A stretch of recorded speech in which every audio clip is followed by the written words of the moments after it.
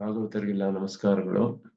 ಶ್ರೀನಿವಾಸೇತಿ ಶ್ರೇಷ್ಠದಯಾ ಪಾತ್ರಂ ಗುಣಾನ್ವಿತಃ ಕೌಶಿಕೋನಂತರಂಗಾರ್ಯ ಶ್ರೀಂ ವಿಜೇತಾಂ ಭುವಿ ನ್ಯಸ್ತಾತ್ಮೀಯಭರಂ ವರಪ್ರದ ಗುರೌ ವೈರಾಗ್ಯ ಭಾಗ್ಯೋ ರಸೌ ವೇದಾಂತಾಮೃತಸಾರವಂತಮನಘಾತ್ ಶ್ರೀನಿವಾಸಾತ್ ಗುರೋಃ ಶ್ರೀಶೈಲಾನ್ವಯಕೌಸ್ತುಭಸ್ಸಿತನಯಂ ಶ್ರೇಯೋನಿಧೇ ಶ್ರೀನಿಧೇಃ ವಂದೇ ಸಾಧುಕಟಾಕ್ಷಕೇಳಿನಿಲಯಂ ಶ್ರೀಕೃಷ್ಣಸದ್ದೇಶಿಕಂ ಶ್ರೀವಾಸರಂಗಪರಕಾಲಮುನಿತ್ರಯಾಪ್ತಲಕ್ಷ್ಮಾತ್ಮರಕ್ಷಣೈತಿ ತ್ವಯುಗಾಗಮಾन्तम् आचार्यभक्तिपरिपूतमनर्घशीलं गोपालदेशिकमुनिं गुरुमाश्रयामः.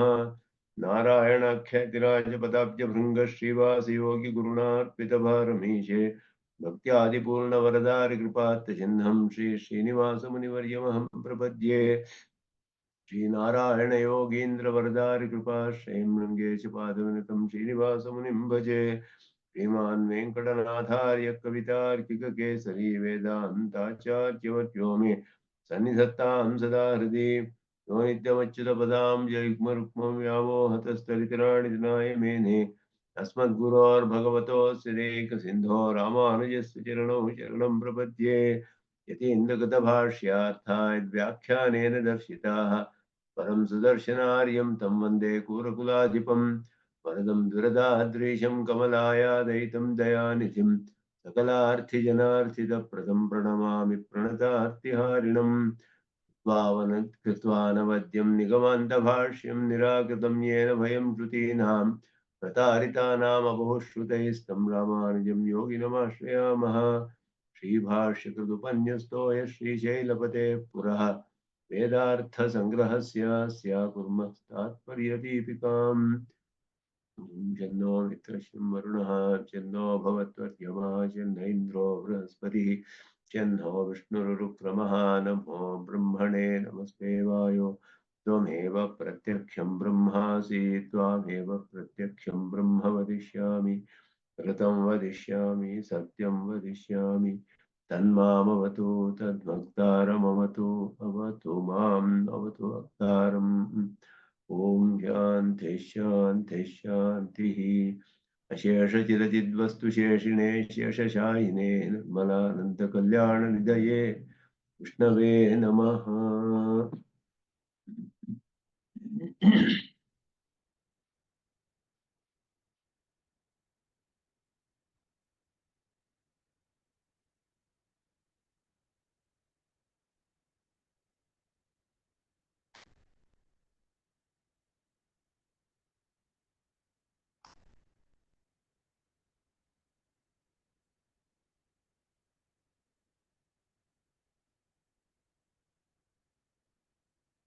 ವೇದಾರ್ಥ ಸಂಗ್ರಹದಲ್ಲಿ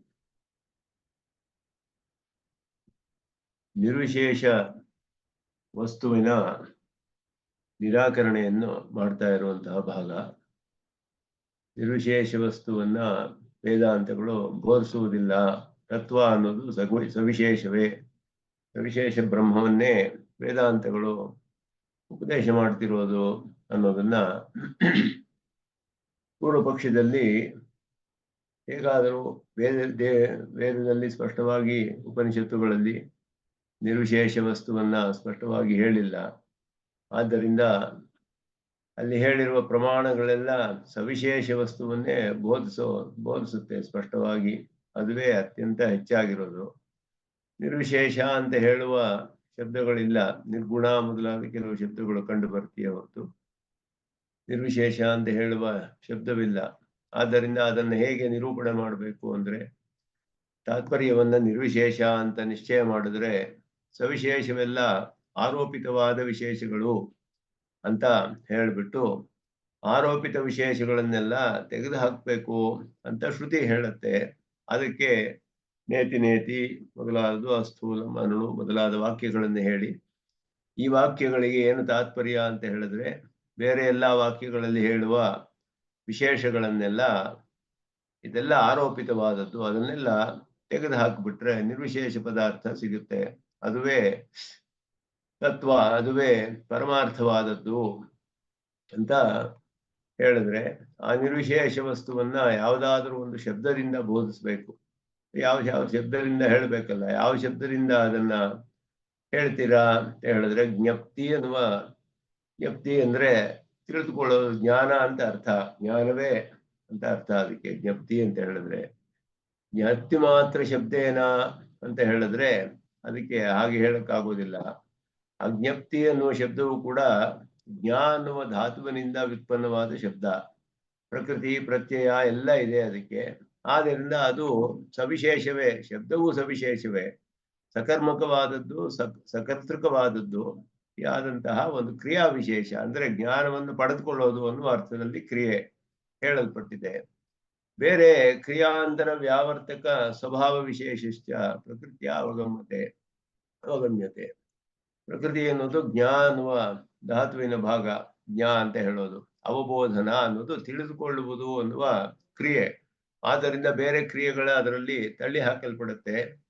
ಪ್ರತ್ಯಯಗಳಿಂದ ಅದರ ಲಿಂಗ ಸಂಖ್ಯಾ ಮೊದಲಾದದ್ದು ತಿಳಿದು ಬರುತ್ತೆ. ಅದನ್ನ ಇಲ್ಲಿ ಹೇಳ್ತಾರೆ, ಜ್ಞಪ್ತಿ ಮಾತ್ರ ಶಬ್ದ ಅನ್ನೋದು ಹೇಗೆ ಅವ್ರು ಹೇಳಿದ್ರೆ ಅದನ್ನು ಸರಿ ಇಲ್ಲ ಅಂತ ಹೇಳ್ಬಿಟ್ಟು, ಏನ ಶಬ್ದೇನ ಬ್ರಹ್ಮ ನಿರ್ದಿಶ್ಯ ತದ್ವಿಶೇಷ ನಿರಸನೀಯ. ಯಾವುದೋ ಒಂದು ಶಬ್ದದಿಂದ ಇದು ಬ್ರಹ್ಮ ಅಂತ ಹೇಳ್ಬಿಟ್ಟು ಅದರ ವಿಶೇಷಗಳನ್ನೆಲ್ಲ ತಳ್ಳಿ ಹಾಕಬೇಕು. ಆ ಶಬ್ದ ಯಾವುದು ಅನ್ನೋದನ್ನ ಕೇಳ್ತಾರೆ. ಅನಿರ್ದಿಶ್ಯಸ್ಯ ವಿಶೇಷ ನಿರಸನೆ ಬ್ರಹ್ಮಣೋಪಿ ಸ್ವೇತರ ವ್ಯಾವೃತತ್ವೇನ ವಿಶೇಷತ್ವಾತ್ ವಿಶೇಷ ನಿಷೇಧೆ ಬ್ರಹ್ಮಾಪಿ ನಿಷಿದ್ಧಂ ಸ್ಯಾತ್ ಇತಿ ತತ್ಪರಿಹಾರಾಯ ಬ್ರಹ್ಮ ಕೇನಚಿತ್ ಪದೇನ ನಿರ್ದೇಷ್ಟವ್ಯಮೇವ.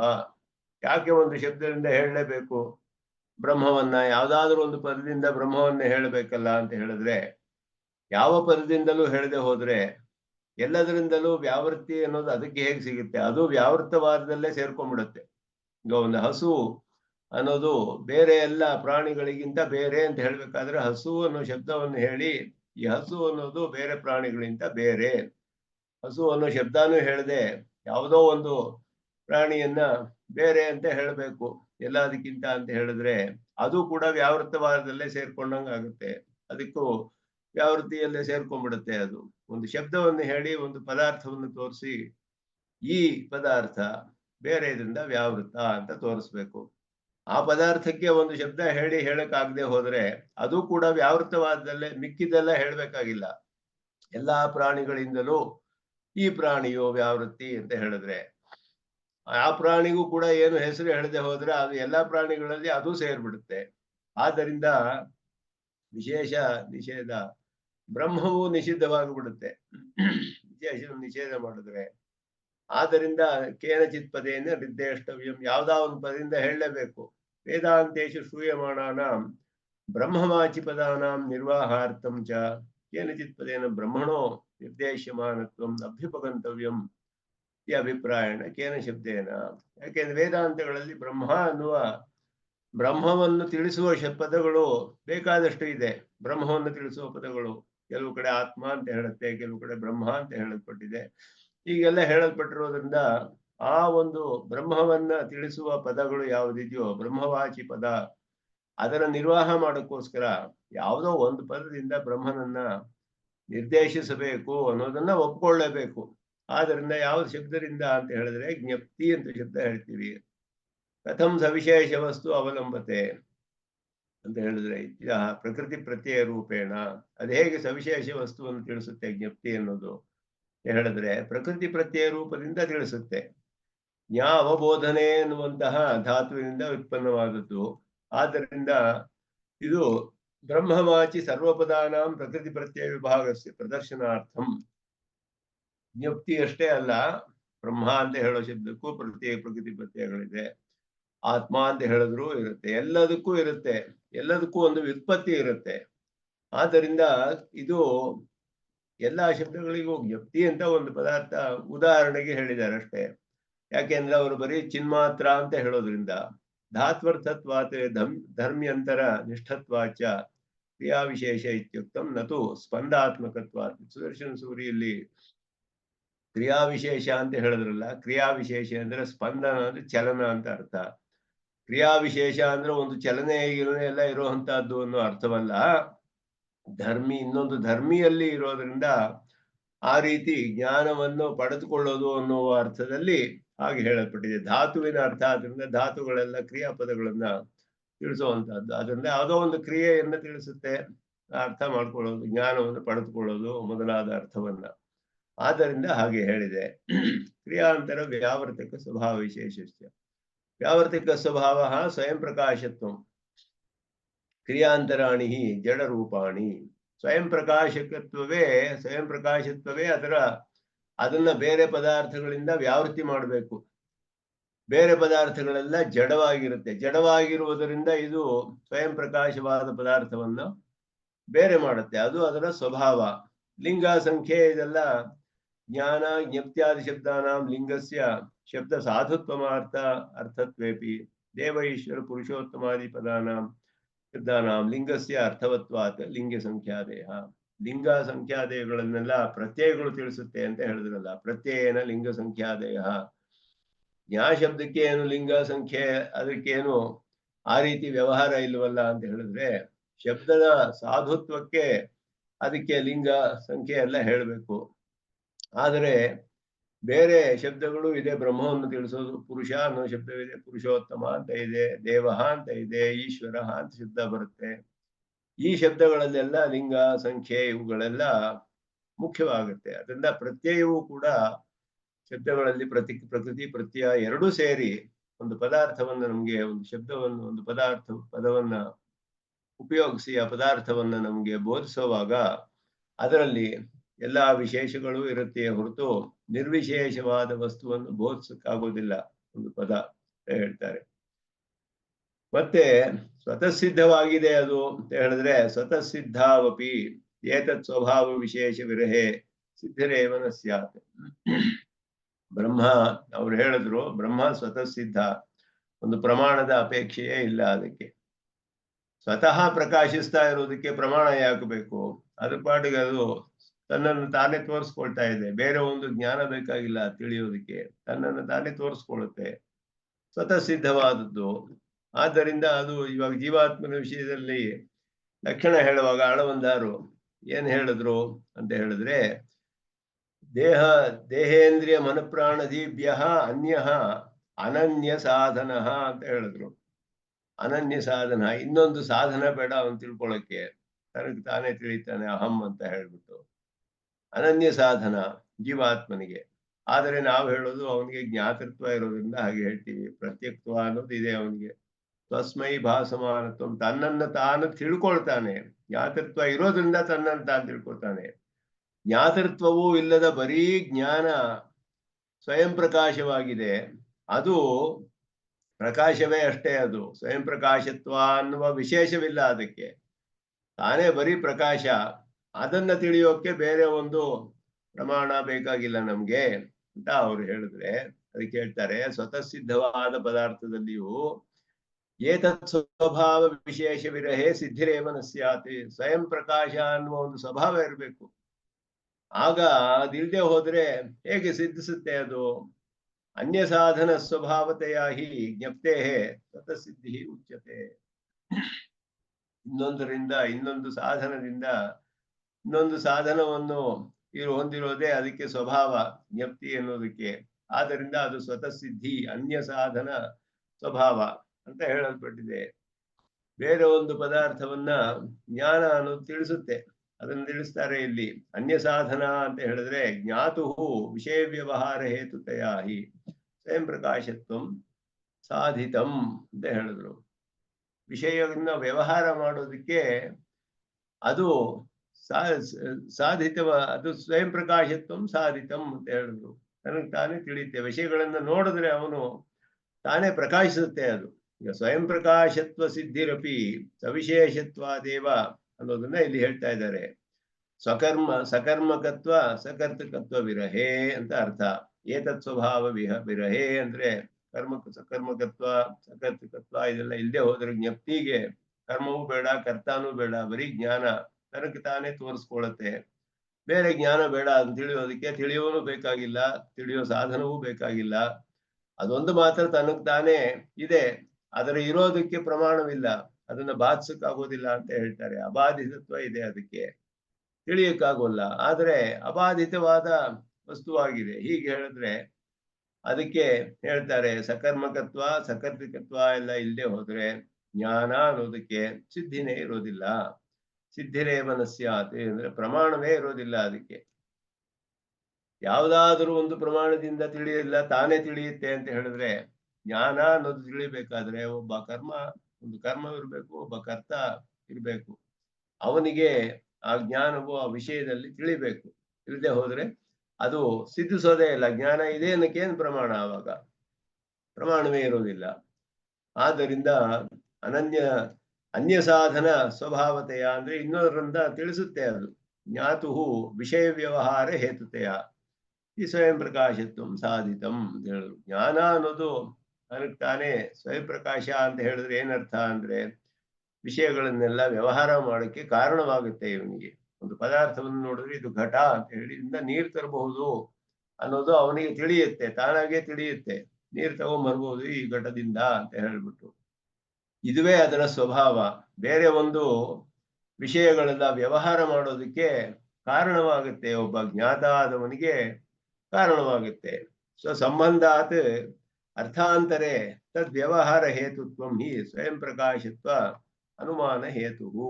ಸ್ವಯಂ ಪ್ರಕಾಶಕ್ಕೆ ಕಾರಣ ಏನು ಅಂತ ಹೇಳಿದ್ರೆ ಸ್ವಸಂಬಂಧಾತ್ ತಾನು ಸಂಬಂಧಿಸಿ ಅರ್ಥಾಂತರೆ ಬೇರೆ ಒಂದು ಪದಾರ್ಥದಲ್ಲಿ ಅದನ್ನು ವ್ಯವಹಾರ ಮಾಡೋದಕ್ಕೆ ಕಾರಣವಾಗುತ್ತೆ.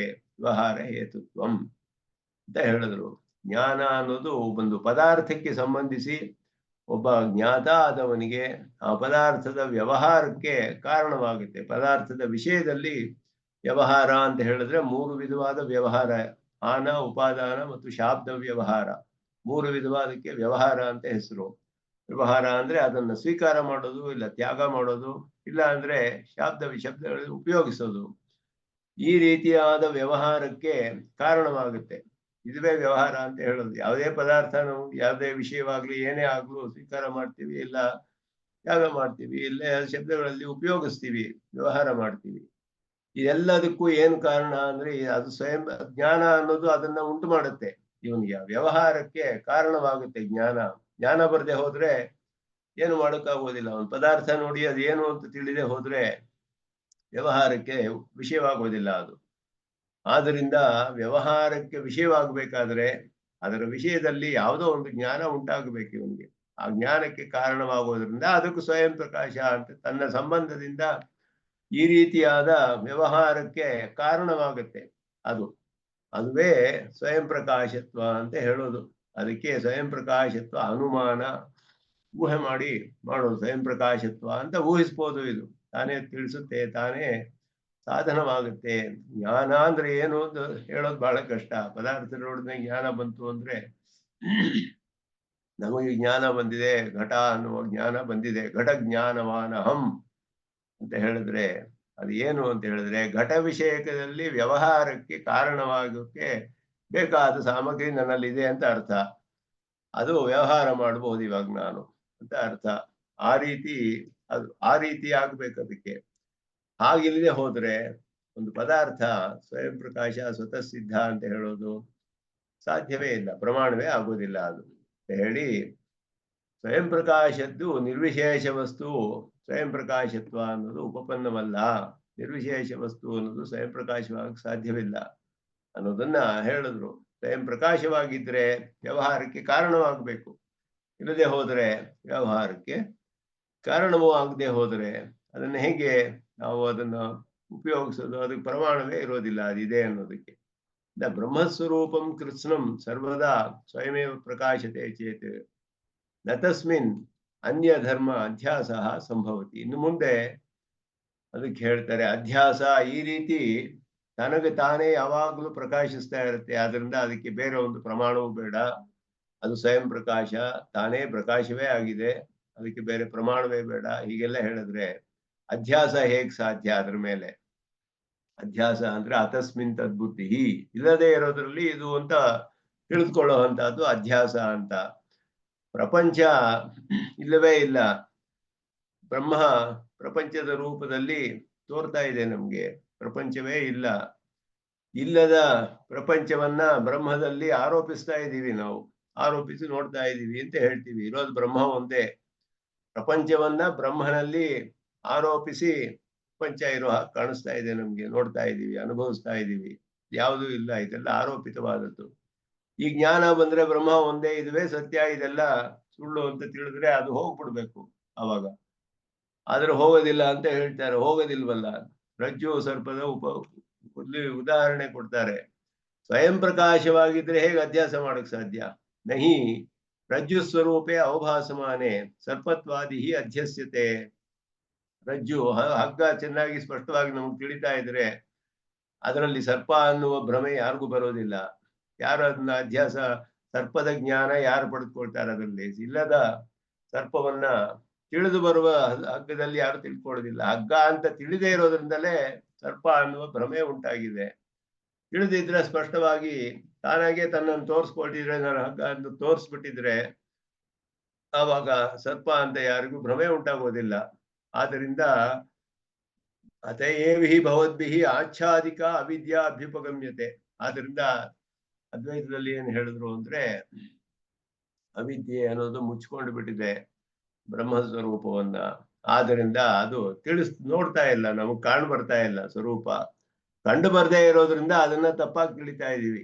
ಹಗ್ಗವನ್ನ ಹೇಗೆ ನಮ್ಮ ಅಜ್ಞಾನ ಮುಚ್ಚಿ ಹಗ್ಗದ ವಿಷಯದಲ್ಲಿ ನಮಗೆ ಅಜ್ಞಾನದಿಂದ ಭ್ರಮೆ ಉಂಟಾಗಿದೆ, ಸರ್ಪ ಅಂತ ತಿಳಿದು ಬಿಟ್ಟಿದ್ದೀವಿ. ಸರ್ಪಜ್ಞಾನವನ್ನ ಅಲ್ಲಿ ಉಂಟು ಮಾಡಿದೆ, ಆರೋಪಿತವಾಗಿದೆ. ಅದು ಸರ್ಪದ ಯಾವುದೋ ಕೆಲವು ಧರ್ಮವನ್ನು ನೋಡಿ ತಿಳಿತೀವಿ ಅದರಲ್ಲಿಯೂ ಕೂಡ. ಆದರೆ ಅದು ಮರೆಯಾಗಿದೆ, ಅದರ ಸ್ವರೂಪ ಮರೆಯಾಗಿರೋದ್ರಿಂದ. ಯಾವುದರಿಂದ ಮರೆಯಾಗಿದೆ? ಅವಿದ್ಯಾ ಅನ್ನೋದು ಮರೆ ಮಾಡಿದೆ. ಅವಿದ್ಯಾ ಅನ್ನೋದು ಅನಾದಿಯಾದದ್ದು, ಅದರಿಂದ ಯಾವಾಗ ಬಂತು ಅಂತ ಹೇಳಕ್ಕಾಗಲ್ಲ. ಸ್ವತಃ ಸಿದ್ಧವಾದ ಬ್ರಹ್ಮ, ಸ್ವಯಂ ಪ್ರಕಾಶವಾದ ಬ್ರಹ್ಮವಾದರೂ ಕೂಡ ಅವಿದ್ಯೆ ಅದನ್ನ ಮುಚ್ಕೊಂಡಿದೆ. ಸ್ವಯಂ ಪ್ರಕಾಶವಾದರೆ ಹೇಗೆ ಅದನ್ನ ಮುಚ್ಚಿಕೊಳ್ಳಕ್ ಸಾಧ್ಯ? ಆಚರಣೆ ಹೇಗೆ ಸಾಧ್ಯ? ಅದರಲ್ಲಿ ಅಧ್ಯಾಸ ಅನ್ನೋದು ಹೇಗೆ ಉಂಟಾಗುತ್ತೆ? ಸ್ವಯಂ ಪ್ರಕಾಶವಾಗಿದ್ರೆ ತನ್ನನ್ನು ಯಾವಾಗ್ಲೂ ತೋರಿಸ್ಕೊಳ್ಬೇಕಾಗಿತ್ತಲ್ಲ. ಅಂದ್ರೆ ಅನಾದಿ ಕಾಲದಿಂದ ಒಂದು ಅವಿದ್ಯೆ ಅನ್ನೋದು ಮುಚ್ಚಿಬಿಟ್ಟಿದೆ ಅದನ್ನ. ಆದ್ದರಿಂದ ಹೀಗೆ ಕಂಡು ಬರ್ತಿದೆ ಅಂತ ಹೇಳಿದ್ರು. ತತಶ್ಚ ಶಾಸ್ತ್ರೀಯ ನಿವರ್ತಕ ಜ್ಞಾನಸ್ಯ ಬ್ರಹ್ಮಣಿ ತಿರೋಹಿತಾಂಶ ವಿಷಯ. ಶಾಸ್ತ್ರೀಯ ನಿವರ್ತಕ ಜ್ಞಾನ, ಶಾಸ್ತ್ರದಿಂದ ಪ್ರಪಂಚವನ್ನೆಲ್ಲ ತಳ್ಳಿ ಹಾಕಬೇಕು, ಇದೆಲ್ಲ ಅವಿದ್ಯೆಯಿಂದ ಉಂಟಾಗಿರೋದು ಅಂತ ಹೇಳಿದಾಗ ಅದಕ್ಕೇನು ವಿಷಯ ಅಂದ್ರೆ ಬ್ರಹ್ಮ ವಿಷಯವಲ್ಲ. ಅದಕ್ಕೆ ಸರಿಯಾದ ಜ್ಞಾನಕ್ಕೆ ವಿಷಯ ಯಾವುದು ಅಂತ ಹೇಳಿದ್ರೆ ತಿರೋಹಿತವಾದ ಅಂಶವೇ ವಿಷಯ. ಬ್ರಹ್ಮನಲ್ಲಿ ಯಾವ ಭಾಗ ಮುಚ್ಚಿದೆಯೋ ಅದುವೇ ಅಂಶ. ಅವಿದ್ಯೆಯನ್ನ ಕಳೆದು ಹಾಕ್ಬಿಡ್ಬೇಕು. ಅವಿದ್ಯೆ ಕಳೆದು ಹಾಕಿಬಿಟ್ರೆ ಬ್ರಹ್ಮ ತಾನೇ ತೋರಿಸ್ಕೊಳ್ಳುತ್ತೆ ಅಂತ ಹೇಳ್ತಾರೆ. ಬ್ರಹ್ಮವನ್ನು ತಿಳಿಯೋಕ್ಕಾಗೋದಿಲ್ಲ. ಅವೇದ್ಯವಾದದ್ದು ಬ್ರಹ್ಮ, ಅವಾಚ್ಯ ಅವೇದ್ಯ, ಆದರೆ ಅಬಾಧಿತ. ಅದು ಯಾವುದೋ ಒಂದು ಅನಾದಿ ಅವಿದ್ಯೆ ಮುಚ್ಕೊಂಡು ಬಿಟ್ಟಿದೆ. ಆದ್ದರಿಂದ ಆ ಅವಿದ್ಯೆಯನ್ನ ತೆಗೆದುಹಾಕಬೇಕಷ್ಟೇ. ಅದುವೇ ಶಾಸ್ತ್ರೀಯ ನಿವರ್ತಕ ಜ್ಞಾನಕ್ಕೆ ಪ್ರಯೋಜನ, ಅದುವೇ ವಿಷಯ ಶಾಸ್ತ್ರೀಯ ಜ್ಞಾನಕ್ಕೆ. ಇಲ್ಲೇ ಹೋದ್ರೆ ಅನ್ಯಥಾ ತಸ್ಯ ನಿವರ್ತಕತ್ವಂಚ ನ ಸ್ಯಾತ್. ಇಲ್ಲದೆ ಹೋದ್ರೆ ಅದನ್ನ ತೆಗೆದುಹಾಕೋಕೆ ಆಗೋದಿಲ್ಲ ಈ ಅಜ್ಞಾನವನ್ನ. ಅಧಿಷ್ಠಾನ ಅತಿರೇಕಿ ರಜ್ಜುತ್ವ ಪ್ರಕಾಶನೇನ ಹಿ ಸರ್ಪತ್ವಂ ಬಾಧ್ಯತೆ.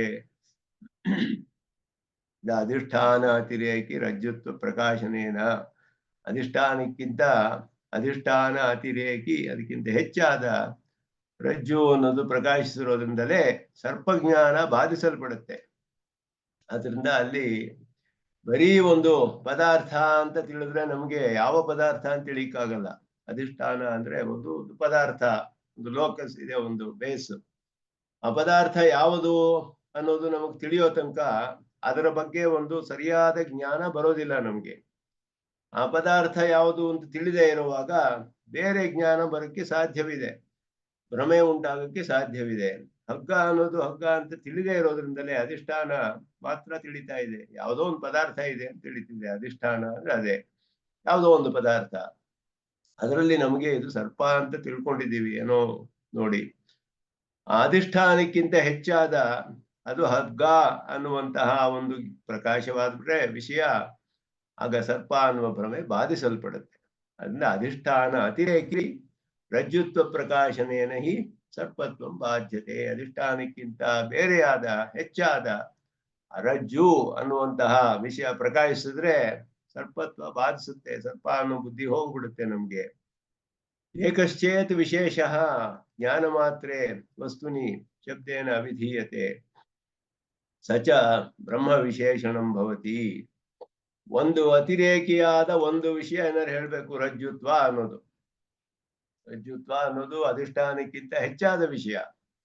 ಬರೀ ಅಧಿಷ್ಠಾನ ಮಾತ್ರ ಇದೆ, ನಿರ್ವಿಶೇಷವಾದ ಅಧಿಷ್ಠಾನ. ಅಧಿಷ್ಠಾನವು ಭ್ರಮೆ ಅಂತ ಬೌದ್ಧರು ಹೇಳಿದ್ರು. ನಿರಧಿಷ್ಠಾನ ಭ್ರಮ ಅಂತ ಹೇಳಿದ್ರು ಅವರು. ಅಧಿಷ್ಠಾನವೂ ಭ್ರಮವೇ, ಅವರಿಗೆ ಭ್ರಮೆಯೇ ಆಗಿದೆ. ಆದರೆ ಅದ್ವೈತದಲ್ಲಿ ಅಧಿಷ್ಠಾನ ಸತ್ಯ, ವಿಶೇಷಗಳು ಎಲ್ಲ ಮಿಥ್ಯೆ ಅಂತ ಹೇಳಿದ್ರು. ವಿಶೇಷಗಳಿಲ್ಲ ಅಂದ್ರು. ಅವರ ಅಧಿಷ್ಠಾನನೂ ಮಿಥ್ಯೆ ಅಂತ ಹೇಳಿದ್ರು, ಅದು ಶೂನ್ಯ, ಸುಳ್ಳು ಅಂತ ಹೇಳಿದ್ರು. ಅಧಿಷ್ಠಾನ ಒಂದು ಒಪ್ಕೊಳ್ಬೇಕು, ವಿಶೇಷಗಳು ಇಲ್ಲ. ಈಗ ಹೇಳಿದ್ರೆ ಅಧಿಷ್ಠಾನಕ್ಕಿಂತ ಹೆಚ್ಚಾದ ವಿಷಯ ಪ್ರಕಾಶವಾದ್ರೇನೆ ನಮ್ಗೆ ಅದರ ಬಗ್ಗೆ ಭ್ರಮೆ ಹೋಗೋದು. ಇಲ್ಲೇ ಹೋದ್ರೆ ಭ್ರಮೆ ಹೇಗೆ ಹೋಗುತ್ತೆ? ಹಗ್ಗ ಮಾಡಿ ಯಾವುದೋ ಒಂದು ಪದಾರ್ಥ ತಿಳಿದಿದ್ರೆ ಅದು ಯಾವುದು ಅಂತ ಗೊತ್ತಾಗೋದಿಲ್ಲ. ಅದರ ಒಂದು ವಿಶೇಷ ತಿಳಿಬೇಕು ನಮ್ಗೆ. ಒಂದು ವಿಶೇಷ ತಿಳಿದ್ರೆ ಅದಕ್ಕೆ ಅವಾಗ ತಿಳಿಬಹುದು ಏನಾದ್ರೆ. ಅಂದ ಏಕಶ್ಚೇದ್ ವಿಶೇಷ ಜ್ಞಾನ ಮಾತ್ರೇ ವಸ್ತುನಿ ಶಬ್ದೇನ ವಿಧೀಯತೆ ಸಚ ಬ್ರಹ್ಮ ವಿಶೇಷಣಂ ಭವತಿ. ಒಂದು ವಿಶೇಷ ಹೇಳಿ ಸಾಕು, ಒಂದು ಶಬ್ದದಿಂದ ಹೇಳಿದ್ರೆ ಅದುವೇ ವಿಶೇಷಣವಾಗ್ಬೇಕು. ಅವಾಗ ಸರ್ವಶ್ರುತಿ ಪ್ರತಿಪಾದಿತ ಸರ್ವ ವಿಶೇಷಣ ವಿಶಿಷ್ಟಂ ಬ್ರಹ್ಮ ಭವತಿ. ಒಂದು ವಿಶೇಷಣ ಹೇಳಿದ್ರು ಸಾಕು, ಅಲ್ಲಿಗೆ ಸವಿಶೇಷವಾಗಿ ಹೋಗುತ್ತೆ ಬ್ರಹ್ಮ.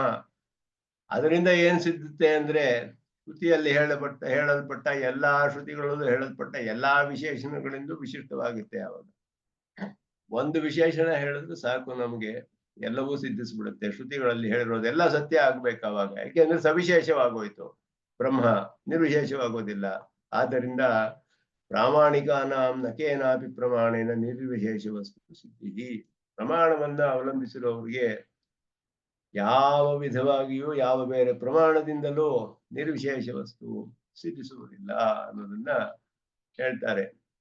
ಅಂದ್ರೆ ಇಲ್ಲಿ ನಿರ್ವಿಶೇಷತ್ವೇ ಸ್ವಯಂ ಪ್ರಕಾಶತ್ವ ಅನುಪಪತ್ತಿ ಉಕ್ತ. ನಿರ್ವಿಶೇಷವಾದ ವಸ್ತು ಸ್ವಯಂ ಪ್ರಕಾಶ ಅನ್ನೋದು ಉಪಪನ್ನವಲ್ಲ ಅಂತ ಹೇಳಿದ್ರು. ಉಪಪತ್ತಿ ಅಂದ್ರೆ ಸಕಾರಣವಾದದ್ದು. ಇದು ಸಕಾರಣವಾದದ್ದಲ್ಲ, ಯುಕ್ತವಾದದ್ದಲ್ಲ, ನ್ಯಾಯಕ್ಕೆ ಅನುಗುಣವಾದದ್ದಲ್ಲ ಅಂತ ಅರ್ಥ. ನಿರ್ವಿಶೇಷತ್ವೇ ಆಚ್ಛಾದಿಕ ಅನಿವೃತ್ತಿ ಅನುಪಪತ್ತಿ ಮಾಹ. ಆಚ್ಛಾದಿಕವನ್ನ ನಿವೃತ್ತಿ ಮಾಡಕ್ಕಾಗಲ್ಲ. ನಿರ್ವಿಶೇಷವಾದ ಪದಾರ್ಥವಾಗಿದ್ರೆ ಅದರಲ್ಲಿ ಮುಚ್ಕೊಂಡಿರೋದನ್ನ ನಿವೃತ್ತಿ ಮಾಡಕ್ಕೆ ಆಗೋದಿಲ್ಲ. ಯಾಕೆ ಅಂದ್ರೆ ಯಾವುದೋ ಒಂದು ಅಜ್ಞಾನ ಮುಚ್ಕೊಂಡಿದೆ, ಅವಿದ್ಯೆ ಅಂತ ಹೇಳಿದ್ರೆ ಆ ಪದಾರ್ಥದಲ್ಲಿ ನಮಗೆ ಅಧಿಷ್ಠಾನಕ್ಕಿಂತ ಹೆಚ್ಚಾದ ಒಂದು ವಿಷಯ ತಿಳಿದ್ರೆ ಆ ಅವಿದ್ಯೆಯನ್ನು ತಳ್ಳಿ ಹಾಕಬಹುದು. ಯಾವ ವಿಷಯವೂ ಇಲ್ಲ ತಿಳ್ಕೊಳ್ಳೋದಕ್ಕೆ ಅಂತ ಹೇಳಿದ್ರೆ ಅವಿದ್ಯೆ ಹೇಗೆ ತಳ್ಳಿ ಹಾಕೋದು? ಅದನ್ನ ರಜ್ಜುತ್ವ ಅನ್ನೋದೊಂದು ತಿಳಿಬೇಕು ಅದರಲ್ಲಿ, ಹಗ್ಗದಲ್ಲಿ. ಅದು ತಿಳಿದೆ ಹೋದ್ರೆ ಸ್ವಲ್ಪ ಭ್ರಮೆ ಎಲ್ಲಿಂದ ಹೋಗುತ್ತೆ? ನಮ್ಗೆ ಹೋಗೋದಿಲ್ಲ, ಭ್ರಮೆಯೇ ಹೋಗೋದಿಲ್ಲ. ಯಾವ್ದಾದ್ರೂ ಒಂದು ವಿಷಯ ಅಧಿಷ್ಠಾನಕ್ಕಿಂತ ಹೆಚ್ಚಾಗಿ ತಿಳಿಬೇಕು. ತಿಳಿದೆ ಹೋದ್ರೆ ಆ ಮುಚ್ಕೊಂಡಿರುವಂತಹ ಅವಿದ್ಯೆಯನ್ನ ನಿವೃತ್ತಿ ಮಾಡಕ್ಕಾಗೋದಿಲ್ಲ. ಅನಿವೃತ್ತಿ ಅನ್ನೋದನ್ನ ಹೇಳಿದ್ರು. ಕೃತ್ಸ್ನಂ ಆಚ್ಛಾದಿಕ ನಿವೃತ್ತಿ ಅನುಪತ್ತಿ. ನಿವೃತ್ತಿ ಮಾಡಕ್ಕಾಗೋದಿಲ್ಲ. ಕೃತ್ಸ್ನಂ ಜ್ಞಾತವ್ಯ ಅವಿಶೇಷರಹಿತಂ. ಎಲ್ಲವೂ ಜ್ಞಾತವ್ಯ ಅವಶೇಷ ರಹಿತಂ ಅಂತ ಅರ್ಥ. ಕೃತ್ಸ್ನಂ ಅಂದ್ರೆ ಅಸಂಭವ ಕಥಮಿತ್ಯತ್ರ ನಹಿ. ಅಂದ್ರೆ ಬ್ರಹ್ಮಸ್ವರೂಪಂ ಕೃತ್ಸ್ನಂ ಸರ್ವದಾ ಸ್ವಯಮೇವ ಪ್ರಕಾಶತೆ. ಅಂದ್ರೆ ಜ್ಞಾತವ್ಯ ಅವಶೇಷ ರಹಿತಂ. ತಿಳಿಬೇಕಾದ್ದು ಬೇರೆ ಏನೂ ಇಲ್ಲ ಬ್ರಹ್ಮನಲ್ಲಿ, ಪೂರ್ಣವಾಗಿ ಪ್ರಕಾಶವಾಗಿದೆ ಅಂತ ಹೇಳ್ತಾರೆ. ಕೃತ್ಸ್ನಂ ಸರ್ವದಾ ಸ್ವಯಮೇವ ಪ್ರಕಾಶತೆ. ತಿಳಿದೇ ಇರುವಂತಹ ತಿಳಿಬೇಕಾದ ಯಾವ ಒಂದು ಮಿಕ್ಕಿಲ್ಲ, ಇನ್ನು ಪರಿಪೂರ್ಣವಾಗಿ ತನ್ನನ್ನು ತಾನು ತೋರಿಸ್ಕೊಳ್ತಾ ಇದೆ ಅದು ಯಾವಾಗ್ಲೂ ಅಂತ ಹೇಳಿದ್ರು. ಅದಕ್ಕೆ ಹೇಳ್ತಾರೆ ಕೃತ್ಸ್ನಾವಭಾಸೆ ಅಧ್ಯಾಸ ಯೋಗಾತ್. ಒಂದು ಭಾಗ ಗೊತ್ತಿದ್ರೆ ಅವಾಗ ಸಂದೇಹ ಬರ್ಬೋದು, ಸ್ವಲ್ಪ ಭಾಗ ಗೊತ್ತಾದ್ರೆ ಸಂದೇಹ ಬರ್ಬೋದು. ಏನು ಅಂತ ಯಾವ್ದೋ ಒಂದು ಪ್ರಾಣಿದು ಬರೀ ಬಾಲ ಮಾತ್ರ ಕಂಡ್ರೆ ಆವಾಗ ನಮ್ಗೆ ಇದು ಯಾವ ಪ್ರಾಣಿ ಅಂತ ಸಂದೇಹ ಬರ್ಬೋದು. ಯಾವ ಪ್ರಾಣಿ ಇರ್ಬೋದು ಅಂತ ನಾವು ಊಹೆ ಮಾಡ್ಬೇಕಾಗುತ್ತೆ. ಪೂರ್ಣ ಗೊತ್ತಾಗೋದಿಲ್ಲ. ಪೂರ್ಣವಾಗಿ ವಸ್ತು ಗೊತ್ತಾಗ್ಬಿಟ್ರೆ ಹೇಗೆ ಅಧ್ಯಾಸ ಮಾಡಕ್ಕಾಗುತ್ತೆ? ಅದಕ್ಕೆ ತಿಳಿದೇ ಇರೋದು ಹೇಗೆ ಸಾಧ್ಯ? ಕೃತ್ಸ್ನಂ ಸದಾ ಪ್ರಕಾಶತೆ ಸ್ವಯಮೇವ ಅಂತ ಹೇಳಿದ್ರೆ ಅದರಲ್ಲಿ ಒಂದು ದೊಡ್ಡ ದೋಷ. ಸ್ವಲ್ಪ ಭಾಗ ಗೊತ್ತಾದ್ರೆ ಇನ್ನು ಎಷ್ಟೋ ತಿಳಿದೇ ಇರೋ ಭಾಗಗಳಿದೆ ಅಂತ ಹೇಳ್ಬೋದು. ಆದ್ರೆ ಕೃತ್ಸ್ನಾವಭಾಸೆ ಪೂರ್ಣವಾಗಿ ತಿಳಿತಿದ್ರೆ ಅಧ್ಯಾಸ ಅಯೋಗಾತ್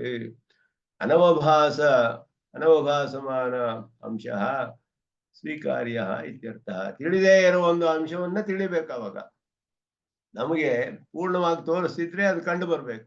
ಆದ್ರೆ ಕಂಡು ಬರ್ತಾ ಇಲ್ಲ, ತಿಳಿತಾ ಇಲ್ಲ ಬ್ರಹ್ಮ. ಆದ್ದರಿಂದ ತಿಳಿದೇ ಇರೋ ಭಾಗ ಇದೆ ಅಂತ ನಾವು ಒಪ್ಕೊಳ್ಬೇಕು ಅವಾಗ. ಅನವಭಾಸ ಅನವಭಾಸಮಾನ ಅಂಶಃ ಸ್ವೀಕಾರ್ಯ. ತಿಳಿದೇ ಇರೋ ಯಾವುದೋ ಒಂದು ವಿಷಯ ಅದರಲ್ಲಿದೆ, ಅಂಶವಿದೆ ಅನ್ನೋದನ್ನ ನಾವು ಅಂಗೀಕಾರ ಮಾಡ್ಬೇಕು. ಆದ್ದರಿಂದಲೇ ಅಜ್ಞಾತಾಂಶ ಸಂಭವಾದೇವ, ತಿಳಿದೇ ಇರೋದು ಇರಬೇಕು ಅಂಶ. ನಹಿ ಆಚ್ಛಾದ್ಯ ಅಭಾವೇ ಆಚ್ಛಾದನಂ ಉಪಪದ್ಯತೆ. ಯಾಕೆ ಅಂದ್ರೆ ಆಚ್ಛಾದ್ಯವಾದದ್ದೇ ಇಲ್ಲದೆ ಹೋದ್ರೆ ಆಚ್ಛಾದನೆ ಹೇಗ್ ಮಾಡಕ್ ಸಾಧ್ಯ? ಬ್ರಹ್ಮಕ್ಕೆ ಮುಚ್ಚೋದಕ್ಕೆ ಒಂದು ಪದಾರ್ಥ ಇರ್ಬೇಕಲ್ಲ, ಅಜ್ಞಾನಕ್ಕೆ, ಅವಿದ್ಯೆಗೆ. ಅದೇ ಇಲ್ಲದೆ ಹೋದ್ರೆ ಹೇಗ್ ಸಾಧ್ಯ? ಅಜ್ಞಾತಾಂಶ ಅಭ್ಯುಪಗಂತವ್ಯ, ತಿಳಿದೇ ಇರೋ ಒಂದು ಅಂಶ ಇದೆ ಅಂತ ತಿಳ್ಕೊಳ್ಬೇಕು ನಮ್ಗೆ. ಇಲ್ಲದೆ ಹೋದ್ರೆ ಮುಚ್ಚೋದಕ್ಕೆ ಏನಾದ್ರು ಒಂದು ಭಾಗ ಇರ್ಬೇಕಲ್ಲ. ಬ್ರಹ್ಮ ಪೂರ್ಣವಾಗಿ ಪ್ರಕಾಶವಾಗಿದ್ರೆ ಯಾವ ಭಾಗ ಮರೆ ಆಗುತ್ತೆ ಅದರಲ್ಲಿ? ಯಾವುದು ಮರೆ ಆಗಕ್ಕೆ ಯಾವ ಭಾಗ ಇಲ್ಲ ಅಂತ ಹೇಳಿದ್ರೆ ಹೇಗೆ ಮುಚ್ಚಲಿಕ್ಕೆ ಸಾಧ್ಯ ಅವಿದ್ಯೆ ಅದನ್ನ? ಅದಕ್ಕೆ ಆದ್ರಿಂದ ತಿಳಿದೇ ಇರುವಂತಹ ಅಂಶ ಯಾವುದೋ ಒಂದು ಇದೆ ಅಂತ ಒಪ್ಕೊಳ್ಬೇಕದು. ಅದೇನು? ಅಧಿಷ್ಠಾನಕ್ಕಿಂತ ಹೆಚ್ಚಾದ ಒಂದು ಅಂಶ ಆಗಿರ್ಬೇಕು. ನಹಿ ಪುರೋವರ್ತಿ ಮಾತ್ರ ವಿಷಯಮಿದಂ ಪ್ರತಿಜ್ಞಾನಂ ಭ್ರಮ ನಿವರ್ತಕಂ ಅಪಿತು ಅಜ್ಞಾತ ಶುಕ್ತಿ ಅಂಶ ವಿಷಯ ಜ್ಞಾನಮೇವ ಭ್ರಮ ನಿವರ್ತಕಂ. ಎದುರುಗಡೆ ಒಂದು ಪದಾರ್ಥ ಇದೆ ಅಂತ ಹೇಳ್ಬಿಟ್ರೆ ಆ ಪದಾರ್ಥದ ಬಗ್ಗೆ ನಮಗೆ ಜ್ಞಾನ ಬಂದ್ರೆ ಮಾತ್ರವೇ ನಮಗೆ ಭ್ರಮೆ ಅನ್ನೋದು ಹೋಗೋದಿಲ್ಲ. ಆ ಪದಾರ್ಥದ ಬಗ್ಗೆ ನಮಗೆ ತಿಳಿದೇ ಇರುವ ಯಾವ ವಿಷಯ ಇದೆಯೋ ಅದು ತಿಳಿದ್ರೆ ನಮಗೆ ಬರುತ್ತೆ. ಒಂದು ಪದಾರ್ಥ ಇದೆ ನಮ್ಮ ಕಣ್ಣು ಮುಂದೆ, ಆ ಪದಾರ್ಥ ನಮಗೆ ಸರಿಯಾಗಿ ತಿಳಿದು ಬರ್ತಿಲ್ಲ, ತಪ್ಪಾಗಿ ತಿಳಿದು ಬರ್ತಿದೆ. ಆ ಪದಾರ್ಥ ಅದರಲ್ಲಿ ಬಗ್ಗೆ ಒಂದು ಪದಾರ್ಥ ಇದೆ ಅಂತ ತಿಳಿದ್ರೆ ನಮ್ಗೆ ಹೋಗೋದಿಲ್ವಲ್ಲ ಭ್ರಮೆ. ಆ ಪದಾರ್ಥದಲ್ಲಿ ನಮ್ಗೆ ತಿಳಿದೇ ಇರುವ ವಿಷಯ ಯಾವುದಿದೆಯೋ ಆ ಅಂಶ ನಮ್ಗೆ ತಿಳಿದು ಬರ್ಬೇಕು. ಅಜ್ಞಾತ ಶುಕ್ತಿ ಅಂಶ ವಿಷಯ ಜ್ಞಾನಂ. ಶುಕ್ತಿಯಲ್ಲಿ ಒಂದು ಕಪ್ಪೆ ಚಿಪ್ಪಿಯನ್ನು ನೋಡಿ ಬೆಳ್ಳಿ ಅಂತ ತಿಳಿತಾನ ಅವನು. ಕಪ್ಪೆ ಚಿಪ್ಪಿನಲ್ಲಿ ಬೆಳ್ಳಿ ಅಂತ ತಿಳಿತಾನೆ. ಆದ್ರಿಂದ ಎದುರುಗಡೆ ಒಂದು ಪದಾರ್ಥ ಕಂಡು ಬರ್ತಿದೆ, ಬರೀ ಪದಾರ್ಥ ಅಂತ ತಿಳಿದ್ರೆ ನಮ್ಗೆ ಭ್ರಮೆ ಹೋಗೋದಿಲ್ಲ. ಅದು ಶುಕ್ತಿ ಅನ್ನುವ ಅಂಶವನ್ನ ನಮ್ಗೆ ತಿಳಿಬೇಕು. ಅದು ತಿಳಿದಿಲ್ಲ ನಮ್ಗೆ, ಬೆಳ್ಳಿಯಂತೆ ಕಂಡು ಬರ್ತಾ ಇದೆ, ಇದು ಬರೀ ಕಪ್ಪೆ ಚಿಪ್ಪು ಅನ್ನುವ ತಿಳಿದೇ ಇರುವ ಅಂಶ ಅದರಲ್ಲಿ ತಿಳಿದ್ರೆ ಆಗ ಬೆಳ್ಳಿ ಎನ್ನುವ ಭ್ರಮೆ ಹೋಗುತ್ತೆ ಅದರಲ್ಲಿ. ತಸ್ಮಾತ್ ಬ್ರಹ್ಮಣಿ ಪೂರ್ವಂ ಅಜ್ಞಾತ ಆಕಾರ ಸಂಭವೇ. ಭ್ರಮೆ ಉಂಟಾಗಬೇಕಾದ್ರೆ ತಿಳಿದೇ ಇರುವ ಯಾವುದೋ ಒಂದು ಆಕಾರ ಇರಬೇಕು ಬ್ರಹ್ಮನಲ್ಲಿ. ಸಂಭವೇ ಏವ ನಿವರ್ತಕ ಜ್ಞಾನಸ್ಯ ನಿವರ್ತಕತ್ವಂ. ಯಾವುದೋ ತಿಳಿದೇ ಇರುವ ಒಂದು ಅಂಶ ಇದ್ರೇನೆ ಈ ನಿವರ್ತಕ ಜ್ಞಾನ ಅದನ್ನ ನಿವೃತ್ತಿ ಮಾಡುತ್ತೆ. ತಿಳಿದೇ ಇರುವ ವಿಷಯವೇ ಇಲ್ಲ ಅಂದ್ರೆ ಪೂರ್ಣವಾಗಿ ಅದು ಭಾಸಮಾನವಾಗ್ತಾ ಇದ್ರೆ ತಳ್ಳ ಹಾಕಕ್ಕೆ ತಳ್ಳಬೇಕಾದ ಯಾವುದಿದೆ? ಅವಿದ್ಯೆ ಅನ್ನೋದು ಎತ್ತಾಕ್ಬೇಕು ಅಂತ ಹೇಳಿದ್ರೆ ಯಾವ ವಿಷಯದಲ್ಲಿ ಅವಿದ್ಯೆ ಬರಕ್ ಸಾಧ್ಯ? ಪೂರ್ಣವಾಗಿ ಅವಭಾಸವಾಗಿದ್ರೆ. ತಿರೋಧಾನ ನಿವೃತ್ತಿ ಸಿದ್ಧ್ಯರ್ಥಂ ಏಕ ವಿಶೇಷಾಭ್ಯುಪಗಮಂ ಶಂಕತೆ ಅಂತ. ತಿರೋಧಾನ ತಳ್ಳಿ ಯಾವುದು ಮರೆ ಮಾಡಲ್ಪಟ್ಟಿದೆಯೋ ಆ ಅಂಶವನ್ನ ನಿವೃತ್ತಿ ಮಾಡಕ್ಕೆ ಒಂದು ಜ್ಞಾನ ಬೇಕು ಅಂತ ಹೇಳಿದ್ರೆ ಅದಕ್ಕೆ ಒಂದು ಬೇಕಾದ ವಿಶೇಷವನ್ನ ತಿಳ್ಕೊಳ್ಬೇಕು. ಯಾವ ವಿಶೇಷ ನಮಗೆ ತಿಳಿದಿಲ್ಲ, ಅದರಿಂದ ನಮಗೆ ತಪ್ಪಾಗಿ ತಿಳಿತಾ ಇದ್ದೀವಿ. ಆ ವಿಶೇಷವನ್ನ ತಿಳಿದ್ರೆ ಆವಾಗ ಅದು ಸವಿಶೇಷವಾಗೋಯ್ತು. ಅವಾಗ ಸಚ ಬ್ರಹ್ಮ ವಿಶೇಷಣಂ ಭವತಿ. ವಿಶೇಷಣವೇ ಆಗ್ಬಿಡುತ್ತೆ ಆ ವಿಷಯ. ಉಪಲಕ್ಷಣತ್ವ ವ್ಯಾವೃತ್ಯರ್ಥಂ ವಿಶೇಷಣ ಶಬ್ದ. ಉಪಲಕ್ಷಣ, ಈ ಲಕ್ಷಣ ಅನ್ನೋದು ಯಾವ ವಿಷಯವನ್ನು ತಿಳಿಬೇಕು ಅಂದ್ರೆ ಉಪಲಕ್ಷಣ ಅಂತ ಹೇಳಿ ತಟಸ್ಥ ಲಕ್ಷಣ ಅಂತ ಹೇಳಿದ್ರು. ಜಗತ್ಕಾರಣತ್ವ ಅನ್ನೋದು ತಟಸ್ಥ ಲಕ್ಷಣ ಅಂತ ಹೇಳ್ತಾರೆ ಅದ್ವೈತದಲ್ಲಿ. ತಟಸ್ಥ ಲಕ್ಷಣ ಅಂದ್ರೆ ದಡದಲ್ಲಿ ನಿಂತ್ಕೊಂಡು ದೂರದಲ್ಲಿ ತೋರಿಸೋದು. ಈಗ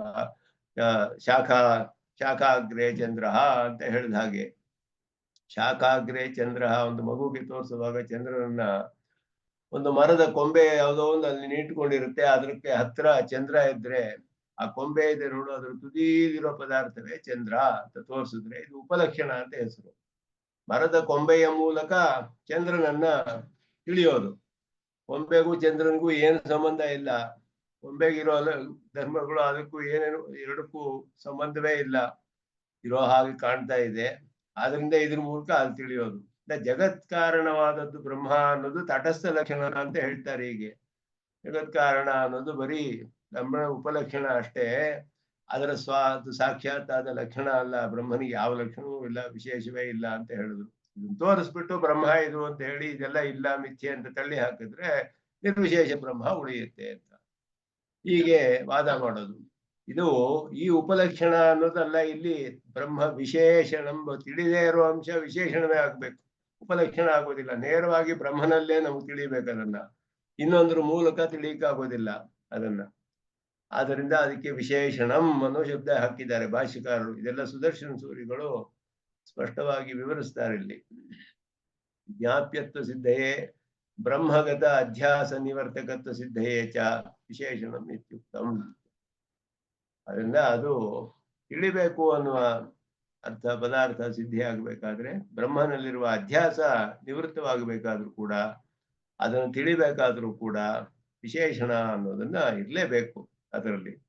ನಹಿ ಅನ್ಯಗತ ಧರ್ಮಜ್ಞಾನೇನ ಅನ್ಯ ವಿಷಯ ಭ್ರಮ ನಿವೃತ್ತಿ. ಒಂದು ಹಗ್ಗವನ್ನು ನೋಡಿ ಸರ್ಪ ಅಂತ ತಿಳ್ಕೊಂಡಿರೋ ಇನ್ಯಾವುದೋ ಪದಾರ್ಥ ಜ್ಞಾನದಿಂದ ಇದ್ರದ್ದು ಹೋಗೋದಿಲ್ಲ, ಜ್ಞಾನ ಇಂದ ಉಪಲಕ್ಷಣವೆಲ್ಲ ಸಾಧ್ಯವಿಲ್ಲ.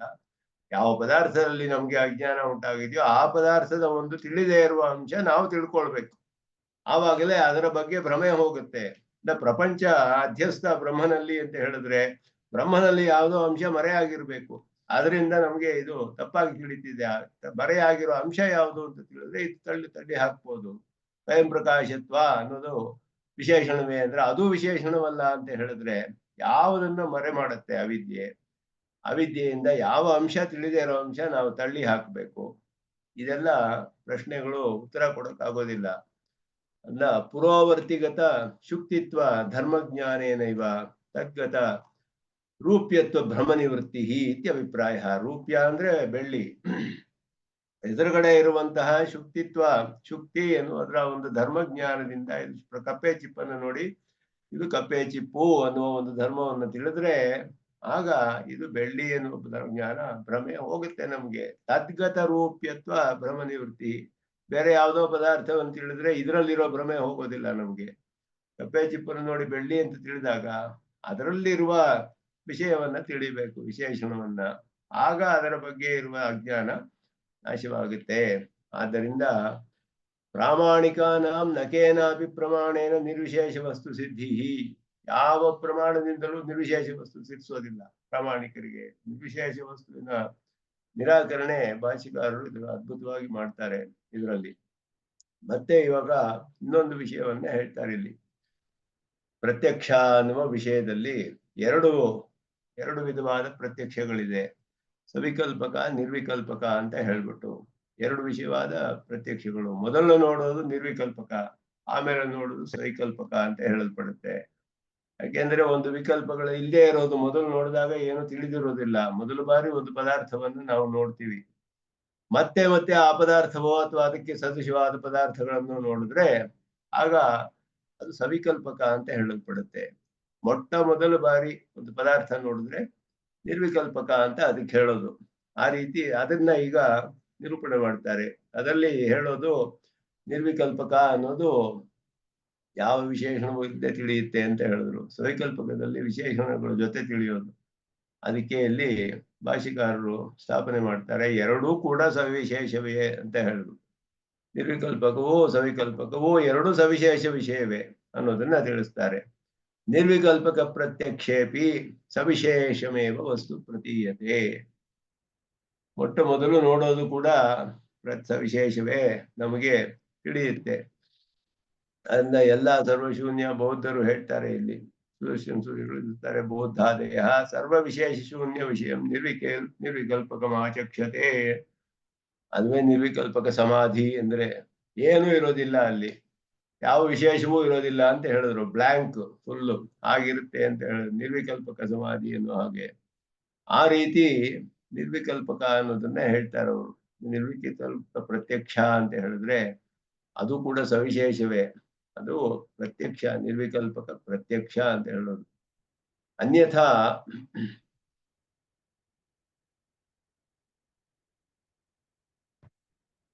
ಸವಿಕಲ್ಪಕ್ಕೆ ಸೋಯಮಿತಿ ಪೂರ್ವಾವಗತ ಪ್ರಕಾರ ವಿಶಿಷ್ಟ ಪ್ರತ್ಯಯ ಅನುಪತ್ತೇ. ಒಂದು ಪದಾರ್ಥವನ್ನ ಮೊದಲು ನೋಡಿ ಎರಡನೇ ಬಾರಿ ನೋಡಿದಾಗ ಓ ಆ ಹಿಂದೆ ನೋಡಿದ ಪದಾರ್ಥವೇ ಇದು ಸಹ ಅಯಂ ಅಂತ ತಿಳಿತೀವಿ. ದೇವದತ್ತನನ್ನ ಯಾರೋ ಒಬ್ಬ ಹೊಸ ಮನುಷ್ಯನನ್ನ ನೋಡ್ತೀವಿ ಮೊದಲ ಬಾರಿಗೆ. ಆಮೇಲೆ ಮತ್ತೆ ಒಂದು ಸತಿ ಅವ್ನು ನೋಡಿದ್ರೆ ಆವತ್ತು ನೋಡಿದ ಮನುಷ್ಯನೇ ಇವನು ಅಂತ ನಮ್ಗೆ ತಿಳಿಯುತ್ತೆ. ಅದು ಸವಿಕಲ್ಪಕ ಅಂತ ಹೇಳಲ್ಪಡುತ್ತೆ. ನಿರ್ವಿಕಲ್ಪಕದಲ್ಲಿ ನಮ್ಗೆ ಏನೂ ತಿಳಿದೇ ಹೋದ್ರೆ ಎರಡನೇ ಬಾರಿ ನೋಡಿದಾಗ ಅವನೇ ಇವನು ಅಂತ ಹೇಗೆ ಜ್ಞಾನ ಉಂಟಾಗತ್ತೆ ನಮ್ಗೆ? ಅದು ಉಪಪನ್ನವಾಗೋದಿಲ್ಲ. ಆದ್ದರಿಂದ ಸವಿಕಲ್ಪಕ ಅಂದ್ರೆ ಎರಡನೇ ಬಾರಿ ಅಥವಾ ಮತ್ತೆ ಅನೇಕ ಬಾರಿ ನೋಡುವಾಗ ಸಹ ಅಯಂ ಅವನೇ ಇವನು ಅಂತ ತಿಳಿಯುವಾಗ ಏನ್ ತಿಳಿತೀವಿ? ಪೂರ್ವಾವಗತ ಪ್ರಕಾರ ವಿಶಿಷ್ಟ ಪ್ರತ್ಯಯ ಅನುಪಪತ್ತೇಹೇ. ಹಿಂದೆ ನೋಡಿದ ಯಾವುದೋ ಒಂದು ಪ್ರಕಾರ ವಿಶಿಷ್ಟವಾದ ಪದಾರ್ಥ ತಿರ್ಗಾ ಕಂಡು ಬರ್ತಿದೆ ನಮ್ಗೆ. ಅದು ನಮ್ಗೆ ಜ್ಞಾನ ಇರುತ್ತೆ ಅದ್ರ ಬಗ್ಗೆ. ಮೊದಲ ಬಾರಿ ನೋಡಿದಾಗ ಯಾವ ವಿಶೇಷಣವೂ ತಿಳಿದೆ ಹೋದ್ರೆ ಎರಡನೇ ಬಾರಿ ನೋಡಿದಾಗ ಅದುವೇ ಪದಾರ್ಥ ಅಂತ ಹೇಗೆ ಹೇಳ್ತೀವಿ? ಅದರಿಂದ ಇದೇ ಮೊನ್ನೆ ನೋಡಿದ ಪದಾರ್ಥ ಅಂತ ಹೇಳ್ಬೇಕಾದ್ರೆ ಮೊನ್ನೆ ನೋಡಿದಾಗ ಈ ಪದಾರ್ಥದ ಯಾವುದೋ ಕೆಲವು ಆಕಾರಗಳು ನಮ್ಗೆ ತಿಳಿದಿರ್ಬೇಕು. ಹಾಗೆ ತಿಳಿದಿದ್ರೇನೆ ಮತ್ತೆ ನೋಡಿದಾಗ ಅದುವೇ ಪದಾರ್ಥ ಇದು ಅನ್ನುವ ಜ್ಞಾನ ಬರುತ್ತೆ ನಮಗೆ. ಅದು ಸವಿಕಲ್ಪಕ ಅಂತ ಹೇಳೋದು. ನಿರ್ವಿಕಲ್ಪಕದಲ್ಲಿ ಏನು ತಿಳಿದೆ ಹೋದ್ರೆ 2 ಸತಿ ನೋಡಲ್ಲ, 10 ಸತಿ ನೋಡಿದ್ರು ಏನು ತಿಳಿಯೋದಿಲ್ಲ ಆವಾಗ. ಆದ್ದರಿಂದ ಮೊದಲ ಬಾರಿಯಲ್ಲಿಯೇ ಕೆಲವು ವಿಶೇಷಣಗಳನ್ನ ತಿಳಿಲೇಬೇಕು. ಇಲ್ಲದೆ ಹೋದ್ರೆ 2ನೇ ಸತಿ ನೋಡಿದಾಗ ಸಹಾಯಂ ಅನ್ನುವ ಪ್ರತ್ಯಭಿಜ್ಞೆ ಉಂಟಾಗೋದಿಲ್ಲ. ವಸ್ತು ಸಂಸ್ಥಾನ ವಿಶೇಷತ್ವ ವಿಶೇಷ ರೂಪತ್ವಾದ ಗೋತ್ವಾದೇಹೇ. ಹಸು ಅಂತ ನೋಡಿದಾಗ ಹಸುವಿನ ಜಾತಿಗೆ ಸೇರಿದ ಪದಾರ್ಥ ಅನ್ನೋದು ನಮಗೆ ತಿಳಿದೇ ಇರಬಹುದು. ಮೊದಲು ಒಂದು ಹಸುವನ್ನ ಒಂದು ಮಗು ನೋಡುತ್ತೆ ಮೊಟ್ಟ ಬಾರಿಗೆ, ಯಾವುದು ಮೊದಲು ನೋಡೇ ಇಲ್ಲ ಪದಾರ್ಥವನ್ನ. ಮತ್ತೆ ಅದನ್ನ ತೋರಿಸಿದಾಗ ಅದು ಹಸು ಅನ್ನೋದು ತಿಳಿಯುತ್ತೆ 2ನೇ ಸತಿ ನೋಡಿದಾಗ. ಅದು ಯಾಕೆ ಅಂದ್ರೆ ಒಂದು ರೂಪ ಇದೆ ಅದಕ್ಕೆ. ಗೋತ್ವ ಅನ್ನೋದು ಸಂಸ್ಥಾನ ಅಂದ್ರೆ ರೂಪ.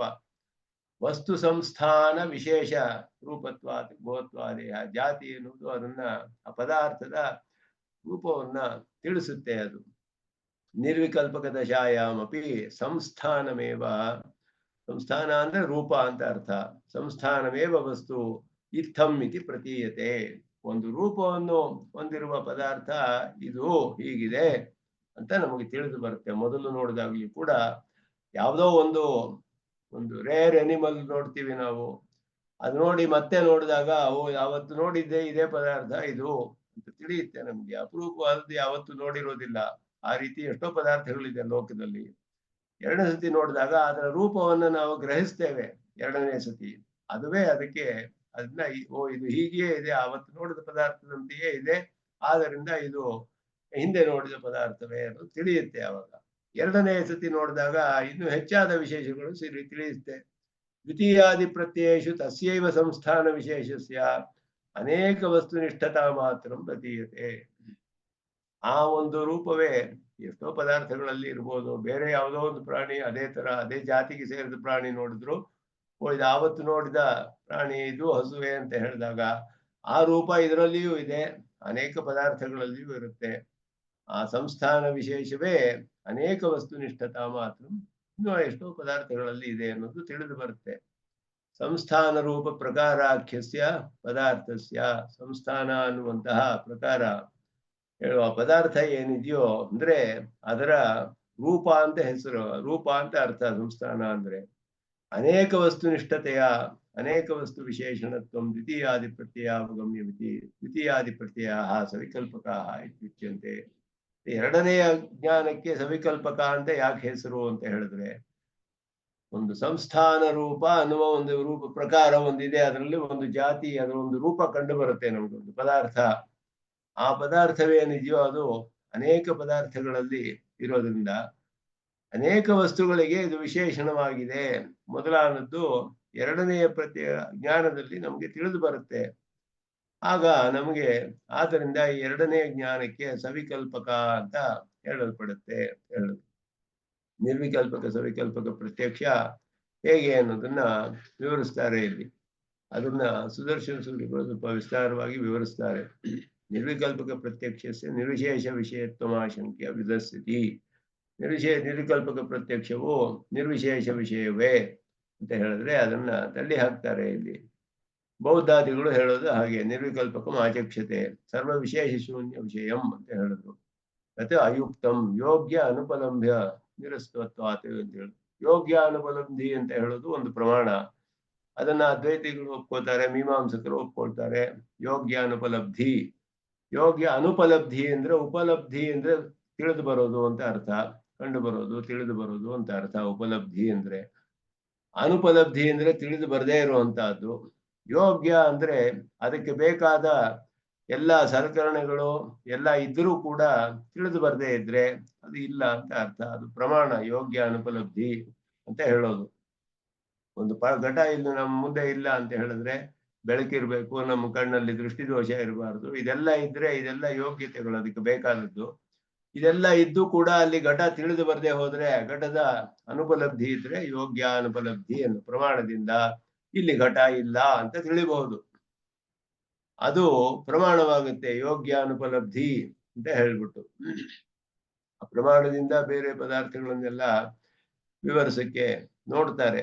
ಆದ್ರೆ ಅದು ಇವಾಗ ಸುಷುಪ್ತಿಯಲ್ಲಿ ಏನು ಅಂತ ಹೇಳಿದ್ರೆ ನಾವೆಲ್ಲ ಇದೀವಿ, ಎಲ್ಲ ಜೀವಾತ್ಮ ಉಸಿರಾಡ್ತಾ ಇದ್ದಾನೆ, ಎಲ್ಲ ಮಾಡ್ತಾ ಇದ್ದಾನೆ, ಆದ್ರೆ ಏನು ತಿಳಿಯೋದಿಲ್ವಲ್ಲ ಅವನಿಗೆ. ಅಲ್ಲಿ ಯೋಗ್ಯ ಅನುಪಲಬ್ಧಿ ಹೇಳಕ್ ಸಾಧ್ಯವೇ ಅಂದ್ರೆ ಎದ್ದ ಮೇಲೆ ತಿಳಿತಾನಲ್ಲ ಅವನು, ಪ್ರತಿವಿಜ್ಞೆ ಇರೋದ್ರಿಂದ ಆವಾಗ್ಲೂ ಅವನು ಇದ್ದಿರ್ಬೇಕು, ಇಲ್ಲದೆ ಹೋದ್ರೆ ತಿಳಿದೇ ಇರಕ್ಕಾಗೋದಿಲ್ಲ. ಯೋಗ್ಯ ಅನುಪಲಬ್ಧಿ ಎಲ್ಲಾ ಕಡೆಯೂ ಹೇಳೋದು ಕಷ್ಟ. ಅದನ್ನ ಅದೊಂದು ಪ್ರಮಾಣವನ್ನ ನಾವು ಸಪರೇಟ್ ಆಗಿ ಸ್ವತಂತ್ರವಾದ ಪ್ರಮಾಣ ಅಂತ ಒಪ್ಕೊಳ್ಳೋದಿಲ್ಲ ಅದನ್ನ ನಮ್ಮ ಸಿದ್ಧಾಂತದಲ್ಲಿ. ಯತ್ಕಿಂಚಿದಪಿ ವಸ್ತು ಕತಿಪಯ ವ್ಯಾವೃತ್ತಮ, ಅದನ್ನ ನಿರ್ವಿಕಲ್ಪಕ ಎಲ್ಲ ವಿಶೇಷ ಶೂನ್ಯವಾದದ್ದು ಅನ್ನೋದು ಯಾರಿಗೂ ಎಲ್ಲಿಯೂ ಅನುಭವ ಆಗೋದಿಲ್ಲ. ಯೋಗ್ಯ ಅನುಪಲಬ್ಧಿ ಅನ್ನೋದು ಇಲ್ಲ ಅನ್ನೋದನ್ನ ಹೇಳ್ತೀರ. ಯೋಗ್ಯ ಅನುಪಲಂಬ ನಿರಸ್ತಾತ್, ಯೋಗ್ಯ ಅನುಪಲಬ್ಧಿ ಅನ್ನೋ ಪ್ರಮಾಣದಿಂದ ನಿರ್ವಿಶೇಷವಾದ ವಸ್ತು ಯಾರಿಗೂ ಸಿದ್ಧಿಸಿಲ್ಲ. ಯಾಕೆ ಅಂದ್ರೆ ಅದು ಉಪಲಬ್ಧವಾಗಿಲ್ಲ. ಪ್ರತ್ಯಕ್ಷದಲ್ಲಿ ನಿರ್ವಿಕಲ್ಪಕ ಪ್ರತ್ಯಕ್ಷ ಅನ್ನೋದನ್ನ ಸಾಧಿಸಕ್ಕಾಗುವುದಿಲ್ಲ ಅಂತ ಹೇಳ್ತಿದ್ದಾರೆ. ಯತ್ಕಿಂಚಿದಪಿ ವಸ್ತು ಕತಿಪಯ ವ್ಯಾವೃತ್ತಂ ಪ್ರತೀಯತೆ, ಯಾವುದೇ ಪದಾರ್ಥವಾದರೂ ಕೆಲವು ವಿಶೇಷಣಗಳಿಲ್ಲದೆ ಕೇವಲ ಕೆಲವು ವಿಶೇಷಣಗಳು ಮಾತ್ರ ಕಂಡು ಬರಬಹುದು. ಸರ್ವಸ್ಮಾತ್ ವ್ಯಾವೃತ್ತಂ ವಾ ಪ್ರತೀಯತೆ ಇತಿ ಚೇತ್ ಇತಿ ತೇನ ಆಕಾರೇಣ ಸವಿಶೇಷತ್ವಾತ್ ನ ಸರ್ವವಿಶೇಷ ಶೂನ್ಯತ್ವಂ, ಸರ್ವವಿಶೇಷ ಶೂನ್ಯತ್ವಂ ಎಲ್ಲದಕ್ಕಿಂತಲೂ ಬೇರೆಯಾಗಿ ಕಂಡು ಬರುತ್ತೆ. ಸರ್ವಸ್ಮಾತ್ ವ್ಯಾವೃತ್ತಂ ವಾ ಪ್ರತೀಯತೆ, ವ್ಯಾವೃತ್ತಂ ಅಂದ್ರೆ ಅದಕ್ಕಿಂತ ಬೇರ್ಪಡಿಸಲ್ಪಟ್ಟಿದ್ದು ಅಂತ ಅರ್ಥ. ಇಲ್ಲ ಕೆಲವು ಪದಾರ್ಥಗಳಿಂದ ಬೇರ್ಪಡಿಸಿದಾಗಿ ಕಂಡು ಬರುತ್ತೆ, ಇಲ್ಲ ಎಲ್ಲಾ ಪದಾರ್ಥಗಳಿಂದಲೂ ಇದು ಬೇರೆ, ಇದು ಯುನೀಕ್ ಆಬ್ಜೆಕ್ಟ್ ಅಂತ ತಿಳಿತೀವಿ. ಇದುವೇ ಒಂದು ಇದುವರೆಗೂ ತಿಳಿದೇ ಇರುವ ಅಪೂರ್ವ ವಸ್ತು ತಿಳಿಬಹುದು. ಎಲ್ಲಾ ಪದಾರ್ಥಗಳಿಗಿಂತೂ ಬೇರೆ ಆದದ್ದು ಇದುವರೆಗೂ ನೋಡಿರೋ ಪದಾರ್ಥಗಳೆಲ್ಲ, ಹಾಗೆ ತಿಳಿದು ಬರ್ಬೋದು. ಯಾವುದೋ ಒಂದು ಆಕಾರದಿಂದ ಅದು ಸವಿಶೇಷವೇ ಆಗ್ಬೇಕೇ ಹೊರತು ಎಲ್ಲಾ ವಿಶೇಷಗಳು ತಿಳಿದೇ ಇರೋ ಹಾಗೆ ತಿಳಿಯಕ್ಕಾಗೋದಿಲ್ಲ. ಸರ್ವ ವಿಶೇಷ ಶೂನ್ಯತ್ವನ ಹೇಳುದು. ಜಾತಿ ಗುಣ ದ್ರವ್ಯಾದೀನಾಂ ಅನ್ಯೋನ್ಯ ಸಂಬಂಧ ವಿನ ಪೃಥಕ್ ಉಪಲಂಬ ನಿರ್ವಿಕಲ್ಪಕ ಪ್ರತ್ಯಕ್ಷಂ ಇತಿ ಕೇನಚಿದ್ ಆಚಕ್ಷತೆ. ಕೆಲವರು ಏನ್ ಹೇಳ್ತಾರೆ, ಅದಕ್ಕೆ ಲಕ್ಷಣವನ್ನ ನಿರ್ವಿಕಲ್ಪಕ ಪ್ರತ್ಯಕ್ಷ ಅನ್ನಕ್ಕೆ ಹೇಳ್ತಾರೆ. ಜಾತಿ ಗುಣ ದ್ರವ್ಯಾದೀನ ಅನ್ಯೋನ್ಯ ಸಂಬಂಧಂ ವಿನಾ ಪೃಥಕ್ ಪೃಥಕ್ ಉಪಲಂಬ ಅಂತ ಹೇಳಿದ್ರು. ಬೇರೆ ಬೇರೆಯಾಗಿ ತಿಳಿದು ಬರೋದು, ಒಂದೊಂದಕ್ಕೆ ಸಂಬಂಧವಿಲ್ಲದೆ ಇರುವ ಹಾಗೆ, ಅದು ನಿರ್ವಿಕಲ್ಪಕ ಪ್ರತ್ಯಕ್ಷ. ಜಾತಿ ಗುಣ ಮತ್ತೆ ಅದರ ದ್ರವ್ಯ ಮೊದಲಾದದ್ದು, ಯಾವ ಪದಾರ್ಥ ಇದು, ಯಾವ ಜಾತಿಗೆ ಸೇರಿದ್ದು, ಯಾವ ಗುಣ, ಇವುಗಳಿಗೆಲ್ಲ ಒಂದೊಂದಕ್ಕೆ ಸಂಬಂಧ ಇಲ್ಲದೆ ಇರೋ ಹಾಗೆ ಬೇರೆ ಬೇರೆಯಾಗಿ ತಿಳಿದು ಬರೋದು ಅಂತ ಹೇಳಿದ್ರು. ಅದು ಕೂಡ ಯೋಗ್ಯ ಅನುಪಲಂಬ ನಿರಸ್ತಂ. ಜಾತಿ ಮಾತ್ರ ತಿಳಿದು ಯಾವ ದ್ರವ್ಯ ಇರೋದೇ ತಿಳಿಯೋದಿಲ್ಲ, ಬರೀ ಜಾತಿ ತಿಳಿಯೋದು ಅಂತ ಹೇಳೋದು. ಜಾತಿ ಹೇಗೆ ತಿಳಿಯಕ್ ಸಾಧ್ಯ? ಜಾತಿ ಇಲ್ಲದೆ ಬರೀ ಪದಾರ್ಥ ತಿಳಿಯಕ್ ಆಗೋದಿಲ್ಲ, ಬರೀ ಗುಣವೊಂದನ್ನೇ ತಿಳಿಯಕ್ ಆಗೋದಿಲ್ಲ, ಗುಣವಿಲ್ಲದೆ ಪದಾರ್ಥವನ್ನು ತಿಳಿಯಕ್ ಆಗೋದಿಲ್ಲ. ಇದೆಲ್ಲ ಯೋಗ್ಯ ಅನುಪಲಬ್ಧಿ ನಿರಸ್ತ, ಯೋಗ್ಯ ಅನುಪಲಂಬ ನಿರಸ್ತಂ. ಯಾರಿಗೂ ಹಾಗೆ ಎಲ್ಲಿಯೂ ಅನುಭವದಲ್ಲಿ ತಿಳಿದು ಬರ್ತಾ ಇಲ್ಲ. ಕಲ್ಪನೆ ಮಾಡ್ಕೊಳ್ತೀವಿ ಅಂತ ಹೇಳಿದ್ರೆ ಕಲ್ಪ್ಯತೆ ಚೇತ್, ಇಮ್ಯಾಜಿನ್ ಮಾಡ್ಕೊಳ್ಳಿ, ಆ ರೀತಿ ಒಂದಿದೆ ಅಂತ ಅರ್ಥ. ತತ್ರ ಕೋ ಹೇತು, ಯಾವ ಕಾರಣದಿಂದ ಹಾಗೆ ಕಲ್ಪನೆ ಮಾಡಕ್ ಸಾಧ್ಯ ಅಂತ ಕೇಳ್ತಾರೆ. ದಂಡ ದೇವದತ್ತಾದಿಷು ವಿಶೇಷಣ ವಿಶೇಷಯೋ ಪೃಥಕ್ ಅನುಪಲಂಬ ಪೂರ್ವಕ ಸಹೋಪಲಂಬ ದರ್ಶನ. ಇಲ್ಲಿ ಹೇಳ್ತಾರೆ ಒಂದು ಸಹೋಪಲಂಬ ನಿಯಮಾತ್ ಅಂತ ಹೇಳಿ, ಅಭೇದೋ ನೀಲತದ್ಧಿಯೋಹೋ ಅಂತ ಹೇಳ್ಬಿಟ್ಟು ಬೌದ್ಧರ ವಾಕ್ಯ ಅದು. ಸಹೋಪಲಂಭ ನಿಯಮಾದ್ ಅಭೇದೋ ನೀಲತದ್ಧಿಯೋಹೋ ಅಂತ ಹೇಳ್ಬಿಟ್ಟು ಪದಾರ್ಥ ಇದೆಯೋ ಇಲ್ಲ ಬರೀ ಜ್ಞಾನವೇನೋ ಹೇಳಿದ್ರೆ ಎರಡು ಒಟ್ಟಿಗೆ ಕಂಡು ಬರ್ತಿರೋದ್ರಿಂದ ನಮ್ಗೆ ಪದಾರ್ಥ ಇರೋ ಹಾಗೆ ಕಂಡು ಬರುತ್ತೆ, ಬರೀ ಜ್ಞಾನ ಒಂದೇ ಇರೋದು ಅಂತ ಹೇಳಿದ್ರು. ನೀಲ ಅಂದ್ರೆ ಅದರ ರೂಪ, ನೀಲ ಅಂತ ಹೇಳೋದು ಪದಾರ್ಥದ ರೂಪ. ನೀಲ ಅಂತ ಹೇಳೋದು ರೂಪವನ್ನು ತಿಳಿಸುತ್ತೆ. ಒಂದು ಪುಷ್ಪ ಅಂತ ಇಟ್ಕೊಂಡ್ರೆ ಆಗ ಅದರ ಬಗ್ಗೆ ಒಂದು ಜ್ಞಾನ ಉಂಟಾಗುತ್ತೆ. ಆ ಜ್ಞಾನವು ಆ ರೂಪವು ಸೇರಿ ನಮ್ಗೆ ತಿಳಿತಿರೋದ್ರಿಂದ ಎರಡು ಬೇರೆ ಬೇರೆ ಅಂತ ತಿಳಿದಿದ್ದೀವಿ. ಆದರೆ ಅಲ್ಲಿ ಪದಾರ್ಥ ಇಲ್ಲ, ಬರೀ ಜ್ಞಾನ ಒಂದೇ ಇದೆ. ಇದು ಅವರ ವಾದ. ಬೌದ್ಧರ ವಾದ ಬಹಳ ಸ್ವಾರಸ್ಯವಾಗಿ ಮಾಡ್ತಾರೆ. ಬಹಳ ಕಷ್ಟ ತಳ್ಳಿ ಹಾಕೋದು ಅವ್ರ ಮಾತುಗಳಲ್ಲಿ ಬಹಳ ಚೆನ್ನಾಗಿ ಉಪಯೋಗಿಸ್ತಾರೆ. ಅದು ಹೇಳಿದ್ರು ಸಹೋಪಲಂಭ ನಿಯಮ. ಸಹ ಉಪಲಂಭ, ಉಪಲಬ್ಧಿ ಅಂದ್ರೆ ತಿಳಿದು ಬರೋದು. ಲಭ ಇಂಥ ಸ್ಪರ್ಶೆಯೋ ಅಂತ ಧಾತು ಸ್ಪರ್ಶ ತಿಳಿದು ಬರೋದು ಅನ್ನೋ ಅರ್ಥದಲ್ಲಿ ಬರುತ್ತೆ. ಉಪಲಬ್ಧಿ ಅಂತ ತಿಳಿದು ಬರೋದು. ಸಹ ಉಪಲಬ್ಧಿ ಅಂತ ಸೇರಿ ತಿಳಿದು ಬರ್ತಾ ಇರೋದು. ಆ ರೂಪವು ಅದರ ಜ್ಞಾನವು ಬೇರೆ ಬೇರೆ ಮಾಡೋಕ್ಕಾಗ್ತಿಲ್ಲ ನಮ್ಗೆ. ಆದ್ದರಿಂದ ಆ ಪದಾರ್ಥದ ಬಗ್ಗೆ ಒಂದು ಜ್ಞಾನ ಉಂಟಾಯ್ತು, ಈ ರೂಪದಲ್ಲಿದೆ ಅಂತ. ಆ ರೂಪವು ಆ ಪದಾರ್ಥಕ್ಕೆ ಇದೆ, ರೂಪವುಳ್ಳ ಒಂದು ಪದಾರ್ಥ ಇದೆ. ಅಲ್ಲಿ ಬರೀ ರೂಪ ಮಾತ್ರ ಇದೆಯೋ, ಆ ರೂಪವು ಅದರ ಬಗ್ಗೆ ನಮಗೆ ಜ್ಞಾನ ಉಂಟಾಗಿರೋದು ಬೇರೆ ಬೇರೆಯೋ ತಿಳಿದು ಬರ್ತಿಲ್ಲ, ಬೇರೆಯಾಗಿ ಸೇರಿ ತಿಳಿದು ಬರ್ತಾ ಇರೋದ್ರಿಂದ ಬೇರೆ ಅಂತ ತಿಳ್ಕೊಂಡಿದ್ದೀವಿ ನಾವು. ಅದ ಎರಡು ಸೇರಿ ತಿಳಿದು ಬರ್ತಿರೋದ್ರಿಂದ ಏನಂತ ಗೊತ್ತಾಗುತ್ತೆ, ಒಂದೇ ಅಂತ ತಿಳಿಯುತ್ತೆ. ಅಂದ್ರೆ ಪದಾರ್ಥ ಇಲ್ಲ, ಜ್ಞಾನ ಒಂದೇ. ಯೋಗಾಚಾರ್ಯರು ಹೇಳೋದು ಇದುವೇ ವಾದ ಅವ್ರದ್ದು. ಎಲ್ಲ ಬರೀ ಜ್ಞಾನ, ಪದಾರ್ಥವೇ ಇಲ್ಲ. ಅರ್ಥಶೂನ್ಯವಾದ ಜ್ಞಾನ ಅಂತ ಹೇಳ್ತಾರೆ. ಸಹೋಪಲಂಬ ನಿಯಮ ಅನ್ನೋದನ್ನ ಹೇಳ್ತಾರೆ. ಭಾಷಿಕಾರರು ಅದ್ಭುತವಾಗಿ ಅದನ್ನ ನಿರಾಕರಣೆ ಮಾಡ್ತಾರೆ ಇಲ್ಲಿ. ಸಹೋಪಲಂಬ ನಿಯಮಕ್ಕೆ ಈ ಭಾಗದಲ್ಲೇ ಬರುವಂತ ವಿಷಯ ಅದು. ದೇವದತ್ತ ಒಂದು ಕೋಲನ್ನು ಹಿಡಿದುಕೊಂಡಿದ್ದಾನೆ. ಅವನು ಹಿಡ್ಕೊಂಡಿದ್ರೆ ಅವನಿಗೆ ಪೃಥಗ್ ಅನುಪಲಂಬ ಪೂರ್ವಕ ಸಹೋಪಲಂಬ ದರ್ಶನಾತ್. ವಿಶೇಷಣ ವಿಶೇಷ್ಯ ಅನ್ನೋದು ನಿಮ್ಗೆ ಹೇಗೆ ತಿಳಿಯುತ್ತೆ? ಬೇರೆ ಬೇರೆ ಅಂತ ಹೇಳೋದು. ಕೋಲು ಅನ್ನೋದು ಅವನಿಗೆ ವಿಶೇಷಣವಾಗಿದೆ, ದಂಡ. ದೇವದತ್ತ ದಂಡವನ್ನು ಹಿಡ್ಕೊಂಡಿದ್ದಾನೆ ಅಂದ್ರೆ ಹೇಗೆ ಅಂದ್ರೆ, ದಂಡವು ಬೇರೆಯಾಗಿರೋ ಇಟ್ಟು ಬಿಡ್ಬೋದು ಅವನು. ಇಟ್ಟಾಗ ಇದು ದಂಡ, ಇವನು ದೇವದತ್ತ, ಬೇರೆ ಬೇರೆಯಾಗಿ ತಿಳಿದು ಬರುತ್ತೆ ನಮ್ಗೆ. ಆದ್ರೆ ಈ ಬೇರೆ ಬೇರೆ ಆಗಿ ತಿಳಿಯ ಬರುವ ಎರಡು ಪದಾರ್ಥಗಳು ಒಟ್ಟಿಗೆ ಇರೋದ್ರಿಂದ ನಮಗೆ ಒಂದು ದಂಡ ವಿಶಿಷ್ಟನಾದ ದೇವದತ್ತ ಅಂತ ಹೇಳ್ತೀವಿ. ಅಂತ ಹೇಳಿದ್ರೆ ಅವ್ರು ಹೇಳ್ತಾರೆ ಹಾಗೆ ವಾದ. ದಂಡ ದೇವದತ್ತಾದಿಶು ವಿಶೇಷಣ ವಿಶೇಷಯೋ. ವಿಶೇಷಣಕ್ಕೂ ವಿಶೇಷಕ್ಕೂ ಈ ವಿಶೇಷಗಳು ಇಲ್ಲ ಅಂತ ಪ್ರೂವ್ ಮಾಡಬೇಕು. ಆದ್ರಿಂದ ಇದೆಲ್ಲ ವಾದಗಳು ಬರ್ತಾ ಇದೆ. ವಿಶೇಷಣ ವಿಶೇಷ್ಯ ಎರಡು ಬೇರೆ ಬೇರೆಯಾಗಿ ತಿಳಿದು ಬರ್ತಿದೆ. ಪೃಥಕ್ ಉಪಲಂಬ ಪೂರ್ವಕ ಸಹೋಪಲಂಬ ದರ್ಶನಾತ್. ಬೇರೆ ಬೇರೆಯಾಗಿ ತಿಳಿದು ಬರುವಂತಹ ಪದಾರ್ಥಗಳು ಒಟ್ಟಿಗೆ ಇರೋದು ಕಂಡು ಬರೋದ್ರಿಂದ ವಿಶೇಷಣ ವಿಶೇಷ ಭಾವ ತಿಳಿದು ಬರ್ತಾ ಇದೆ ನಮ್ಗೆ ಇಲ್ಲಿ ಅಂತ ಕೇಳಿದ್ರೆ ಅದಕ್ಕೆ ಪ್ರಶ್ನೆ ಮಾಡ್ತಾರೆ. ತತ್ಕಿಂ ಸಂಬಂಧ ವೇಲಾಯಾಮ್ ಉತ ಅಸಂಬಂಧ ವೇಲಾಯಾಮ್. ಸಂಬಂಧಿಸಿರುವ ವಿಷಯದಲ್ಲಿ ಹೀಗೆ ತಿಳಿದು ಬರ್ತಿದ್ಯೋ, ಸಂಬಂಧ ಇರೋವಾಗ ಅಂದ್ರೆ ಹಿಡ್ಕೊಂಡು ನಿಂತ್ಕೊಂಡಿದ್ದಾನೆ ಕೋಲನ್ನ, ಇಲ್ಲ ಅದೆರಡು ತೆಗೆದು ಬಿಟ್ಟಾಗ ಈ ರೀತಿ ಬರ್ತಾ ಇದೆಯೋ. ಅಸಂಬಂಧ ವೇಲಾಯಾಮ್ ಪೃಥಗ್ರಹಣಂ ಅಸಂಬಂಧ ಪ್ರಯುಕ್ತಂ. ಸಂಬಂಧಿಸದೇ ಇರುವಾಗ ಬೇರೆ ಬೇರೆ ಅಂತ ತಿಳಿಯೋದು ಸಂಬಂಧ ಇಲ್ಲೇ ಇರೋದ್ರಿಂದ ತಿಳಿದು ಬರ್ತಿದೆ. ಮತ್ತೆ ವಿಶೇಷಣ ವಿಶೇಷ ಭಾವ ಪ್ರಯುಕ್ತ. ವಿಶೇಷಣ ವಿಶೇಷ ಭಾವದಿಂದ ಅಲ್ಲ, ಕೋಲೆ ಬೇರೆ ತಿಳಿಯುತ್ತಿದೆ, ದೇವದತ್ತನೇ ಬೇರೆ ಆಗಿ ತಿಳಿದು ಬರ್ತಿದೆ. ಎರಡಕ್ಕೂ ಸಂಬಂಧಿಸಿರುವಾಗ ಅವನು ಹಿಡ್ಕೊಂಡು ನಿಂತಿರುವಾಗ ಹೇಗೆ ಅಂದ್ರೆ ವಿಶೇಷಣ ವಿಶೇಷ ಭಾವೇನ ಏವ ಗ್ರಹಣಂ. ಸಂಬಂಧಿಸಿರುವಾಗ ವಿಶೇಷಣ ವಿಶೇಷ ಅಂತಾನೆ ತಿಳಿಬೇಕು. ತಸ್ಮಾತ್ ನಿಯಮೇನ ಸಂಬಂಧಿನ ಜಾತಿ ವ್ಯಕ್ತ್ಯಾದೀನ ಅಸಂಬಂಧ ಪ್ರಯುಕ್ತಂ ಪೃಥಗ್ರಹಣಂ ನಾಸ್ತಿ ಹೇಳಿದ್ರು. ಪೃಥಗ್ರಹಣ ಯಾಕೆ ಅಂದ್ರೆ ಸಂಬಂಧವಿಲ್ಲದೆ ಇರುವ ಪೃಥಗ್ರಹಣ ನಮ್ಗೆ ಯಾಕೆ ತಿಳಿದು ಬರೋದಿಲ್ಲ? ಯಾಕೆ ಅಂದ್ರೆ ನಿಯಮೇನ ಸಂಬಂಧ ಇದೆ ಅದೆರಡಕ್ಕೂ.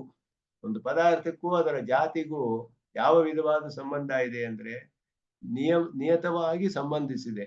ಯಾವತ್ತೂ ಬೇರೆ ಮಾಡೋಕ್ಕಾಗದೆ ಇರೋ ಹಾಗೆ ಸಂಬಂಧಿಸಿದೆ. ಬೇರೆ ಮಾಡೋಕ್ಕಾಗಿದ್ದಿದ್ರೆ ಇದು ಜಾತಿ, ಇದು ಪದಾರ್ಥ, ಇದು ವ್ಯಕ್ತಿ ಅಂತ ತಿಳಿಬಹುದಾಗಿತ್ತು. ಆದ್ರೆ ಹಾಗೆ ತಿಳಿಯೋ ಹಾಗೆ ಇಲ್ಲ ಅದೆರಡು. ಆದ್ದರಿಂದ ಅದು ವಿಶೇಷಣ ವಿಶೇಷ ಭಾವದಿಂದಲೇ ತಿಳಿಬೇಕು ನಾವು. ಎಂದಿಗೂ ಅದು ಸಹೋಪಲಂಬವೇ ಆಗಿದೆ, ಒಟ್ಟಿಗೆ ತಿಳಿದು ಬರ್ತಾ ಇದೆ. ಬೇರೆ ಮಾಡೋಕ್ಕಾಗದೇ ಇರುವಂತಹ ವಿಷಯ ಅದು. ಆದ್ದರಿಂದಲೇ ನಮ್ಗೆ ತಿಳಿದು ಬರ್ತಾ ಇದೆಯೇ ಹೊರತು ಜಾತಿಯೂ ಈ ಸಂಬಂಧವಿಲ್ಲದೆ ತಿಳಿದು ಬರುತ್ತೆ ಒಂದು ಪದಾರ್ಥ, ಬರೀ ಜಾತಿ ತಿಳಿದು ಬರುತ್ತೆ ಅಂತಾನೋ ಬರೀ ಜಾತಿ ಇಲ್ಲದೆ ಇರೋ ದ್ರವ್ಯ ತಿಳಿದು ಬರುತ್ತೆ ನಿರ್ವಿಕಲ್ಪಕದಲ್ಲಿ, ಹೀಗೆ ಹೇಳೋದು ಸರಿ ಇಲ್ಲ ಅಂತ ಹೇಳ್ತಿದ್ದಾರೆ. ಅದನ್ನ ಅಸಂಬಂಧ ಪ್ರಯುಕ್ತಂ ಪೃಥಗ್ರಹಣಂ ನಾಸ್ತಿ, ಸಂಬಂಧ ಇಲ್ಲದೆ ಇರೋದೇ ಇಲ್ಲ ಅವೆರಡಕ್ಕೂ. ಯಾವತ್ತೂ ನಿಯತವಾಗಿ ಸಂಬಂಧಿಸಿದೆ ಜಾತಿ ವ್ಯಕ್ತಿ. ಆದ್ದರಿಂದ ಅದಕ್ಕೆ ಅವರು ವಾದ ಮಾಡ್ತಾರೆ, ನಿಯಮೇನ ಸಂಬಂಧಿಸಿರೋ ಎರಡು ಪದಾರ್ಥಗಳು ಬೇರೆಯಾಗಿ ತಿಳಿದು ಬರುತ್ತಲ್ಲ ಅಂತ ಹೇಳಿದ್ರು. ಇವಾಗ ಜಾತಿ ವ್ಯಕ್ತಿ, ಹಸು ಕೋತ್ವ ಅನ್ನೋ ಜಾತಿ ಇದೆ, ಅದು ಯಾವತ್ತೂ ಎರಡು ಸೇರಿಯೇ ಇದೆ, ಮನುಷ್ಯತ್ವ ಬೇರೆಯಾಗಿ ಯಾವತ್ತೂ ನೋಡಕ್ಕಾಗೋದಿಲ್ಲ. ಆದ್ದರಿಂದ ನಮ್ಗೆ ಅದರಲ್ಲಿ ತಿಳಿದು ಬರ್ತಾ ಇಲ್ಲ, ಬೇರೆಯಾಗಿ ನೋಡಕ್ಕಾಗೋದಿಲ್ವಲ್ಲ ಅದರಲ್ಲಿ ಅಂತ, ಎರಡು ಪದಾರ್ಥ ಇರೋದು ತಿಳಿದು ಬರ್ತಾ ಇಲ್ಲ ಅದರಿಂದ. ಹಾಗಾದ್ರೆ ಹಾಗಿರುವಂತಹದ್ದು ತಿಳಿದು ಬರುತ್ತೆ ಅಂದ್ರು. ಪೃಥ್ವಿ ಅನ್ನೋ ಎಕ್ಸಾಂಪಲ್ ಕೊಡ್ತಾರೆ, ಉದಾಹರಣೆ. ಯಾ ಗಂಧವತಿ ಸಾ ಪೃಥ್ವಿ ಅಂತ ಲಕ್ಷಣ, ಗಂಧ ಗುಣವನ್ನು ಉಳ್ಳದ್ದು ಪೃಥ್ವಿ ಅಂತ ಹೇಳಿದ್ರು. ಈಗ ಗಂಧವನ್ನು ಬೇರೆಯಾಗಿ ಗ್ರಹಿಸಬಹುದು ನಾವು, ಪೃಥ್ವಿಯನ್ನು ನೋಡಬಹುದು. ಇದು ನಿಯತವಾಗಿ ಪೃಥ್ವಿಗೂ ಗಂಧಕ್ಕೂ ಸಂಬಂಧ ಇದ್ರೂ ಗಂಧವನ್ನ ಬೇರೆಯಾಗಿ ಗ್ರಹಿಸ್ತೀವಲ್ಲ ನಾವು. ಪದಾರ್ಥದಿಂದ ದೂರ ಇರೋ ಪದಾರ್ಥದ ಒಂದು ಗಂಧ ಗೊತ್ತಾಗುತ್ತಲ್ಲ ನಮ್ಗೆ, ಅದರ ವಾಸನೆ ಎಲ್ಲ ಗೊತ್ತಾಗುತ್ತಲ್ಲ. ಗಂಧವನ್ನು ಬೇರೆಯಾಗಿ ಗ್ರಹಿಸ್ತೀವಿ, ಅದು ನಿಯತವಾಗಿ ಎರಡು ಒಟ್ಟಿಗೆ ಇರುತ್ತಾನೆ ಗಂಧ ಅನ್ನೋದು ಗುಣ, ಗ್ರಹಿಸ್ತೀವಲ್ಲ, ಇದು ಯಾಕೆ ಸಾಧ್ಯವಿಲ್ಲ ಅಂತ ಪ್ರಶ್ನೆ ಮಾಡ್ತಾರೆ. ನಿಯಮೇನ ಸಂಬಂಧೇಪಿ ಗಂಧ ಪೃಥಿವ್ಯಾದಿಷು ಪೃಥಗುಪಲಂಬ ಇತಿ ಚೇತ್, ಯಾಕೆ ಅದು ಹಾಗಾಗುತ್ತೆ ಅಂತ ಹೇಳ್ತಾರೆ. ಭಿನ್ನ ಸಾಮಗ್ರಿ ವೇದ್ಯತ್ವಾತ್ ನತು ವಿಶೇಷಣ ವಿಶೇಷ ಭಾವ. ಯಾಕೆ ಬೇರೆ ಬೇರೆ ಯಾಕೆ ತಿಳಿದು ಬರ್ತಿದೆ ಅಂತ ಹೇಳಿದ್ರೆ, ಅದು ಬೇರೆ ಬೇರೆ ಸಾಮಗ್ರಿಗಳಿಂದ ತಿಳಿದು ಬರೋದ್ರಿಂದ. ಒಂದು ಶ್ರೋತ್ರೇಂದ್ರಿಯದಿಂದ ತಿಳಿದು ಬರುತ್ತೆ, ಒಂದು ಚಕ್ಷುರೇಂದ್ರಿಯದಿಂದ ತಿಳಿದು ಬರುತ್ತೆ. ಪದಾರ್ಥ ಇರೋದು ಕಣ್ಣಿಂದ ತಿಳಿಯುತ್ತೆ, ಗಂಧ ಇರೋದು ಮೂಗಿಂದ ತಿಳಿದು ಬರುತ್ತೆ. ಆದ್ದರಿಂದ ನಮ್ಗೆ ಅದು ಒಟ್ಟಿಗೆ ಇರೋದಾದ್ರೂ ಕೂಡ ಬೇರೆ ಬೇರೆಯಾಗಿ ಕಂಡು ಬರ್ತಾ ಇದೆ. ಜಾತಿ ವ್ಯಕ್ತಿ ಅನ್ನೋದು ಹಾಗಲ್ಲ, ಎರಡನ್ನೂ ಕಣ್ಣಿನಿಂದಲೇ ನೋಡ್ಬೇಕು ನಾವು. ಅಲ್ಲಿ ಏನು ವಿಶೇಷ ಅಂದ್ರೆ ಎರಡು ಕಣ್ಣಿನಿಂದ, ಇದು ತುಂಬಾ ಒಂದು ಶಾಸ್ತ್ರೀಯವಾದ ವಾದ. ಭಾಷಿಕಾರರು ಹೇಗೆ ವಿಚಾರ ಮಾಡಿ ನಿರ್ವಿಶೇಷ ವಸ್ತುವಿನ ನಿರಾಕರಣೆ ಸವಿಕಲ್ಪಕ ಅನ್ನೋದ್ರಲ್ಲಿ ಯಾವ ವಿಶೇಷವೂ ಇಲ್ಲದ ಪದಾರ್ಥ ತಿಳಿದು ಬರುತ್ತೆ ಅನ್ನೋದು, ಇದನ್ನೆಲ್ಲ ಬಹಳ ವಿಸ್ತಾರವಾಗಿ ವಾದ ಮಾಡಿ ಇದನ್ನೆಲ್ಲ ತಳ್ಳಿ ಹಾಕಿದ್ದಾರೆ ಇದರಲ್ಲಿ. ಆದ್ದರಿಂದ ಇದು ವಿಶೇಷ ಭಾವದಿಂದ ಅಲ್ಲ, ಬೇರೆ ಬೇರೆ ಭಿನ್ನ ಸಾಮಗ್ರಿ ಬೇರೆ ಬೇರೆ ಸಾಮಗ್ರಿಗಳಿಂದ ತಿಳಿದು ಬರುತ್ತೆ. ತಸ್ಮಾತ್ ಜಾತಿ ವ್ಯಕ್ಯಾದೇಹ ಏಕ ಸಾಮಗ್ರಿ ವೇದ್ಯತ್ವೇಪಿ ಸತಿ ಸಂಬಂಧ ನಿಯಮಾತ್ ನ ಪೃಥಗ್ರಹಣಂ ಉಪಪದ್ಯತೆ ಇತಿ ವಿಷಯಮೇವ ಪ್ರತ್ಯಕ್ಷಂ. ಎರಡೂ ಬೇರೆ ಬೇರೆಯಾಗಿ ಕಂಡು ಬರದೇ ಇರೋದ್ರಿಂದ ವಿಶಿಷ್ಟ ವಿಷಯವಲ್ಲ ಅಂತ ಹೇಳಕ್ಕಾಗೋದಿಲ್ಲ. ಯಾಕೆ ಅಂದ್ರೆ ಎರಡೂ ಪದಾರ್ಥಗಳು ಇದ್ರೂ ಒಂದೇ ಸಾಮಗ್ರಿಯಿಂದ ತಿಳಿದು ಬರ್ತಿದ್ರೆ ಎರಡು ಅಂತ ತಿಳಿಯಕ್ಕಾಗೋದಿಲ್ಲ ನಮ್ಗೆ. ಕಣ್ಣಿನಿಂದಲೇ ಜಾತಿಯನ್ನು ನೋಡ್ತೀವಿ, ವ್ಯಕ್ತಿಯನ್ನು ನೋಡ್ತಾ ಇದ್ದೀವಿ. ಜಾತಿ ವಿಶಿಷ್ಟನಾದ ವ್ಯಕ್ತಿ, ಜಾತಿ ಬೇರೆ ವ್ಯಕ್ತಿ ಬೇರೆ ತಿಳಿದು ಬರ್ತಿಲ್ಲ ನಮ್ಗೆ. ಆದರೆ ಪೃಥ್ವಿ ಮತ್ತು ಗಂಧ ಅದರಲ್ಲಿ ಎರಡೂ ಕೂಡ ಅಪೃಥಕ್ ಸಿದ್ಧವಾದ ವಿಶೇಷಣ ಅದಕ್ಕೆ. ಆದರೂ ಗಂಧ ಅನ್ನೋದನ್ನ ತಿಳಿತೀವಿ, ಪೃಥ್ವಿಯನ್ನ ಚಕ್ಷುರಿಂದ ತಿಳಿಯೋದ್ರಿಂದ ಅದು ಬೇರೆ ತಿಳಿಬಹುದು. ಗಂಧವಿದೆ ಅಂತ ತಿಳಿಬಹುದು. ಅವಾಗ ಜಾತಿ ಇದೆ ಅನ್ನೋ ತಿಳಿದು ಬರೋದಿಲ್ಲ ನಮ್ಗೆ. ಜಾತಿ ಅಪ್ರತ್ಯಕ್ಷ ಸಿದ್ಧವಾಗಿ ಸೇರು ಹೋಗಿದೆ, ಯಾವತ್ತೂ ನಮ್ಗೆ ಬೇರೆಯಾಗಿ ಬೇರೆ ಸಾಮಗ್ರಿಯಿಂದ ತಿಳಿಯಕ್ಕಾಗುವುದಿಲ್ಲ, ಒಂದೇ ಸಾಮಗ್ರಿಯಿಂದ ತಿಳಿಬೇಕು.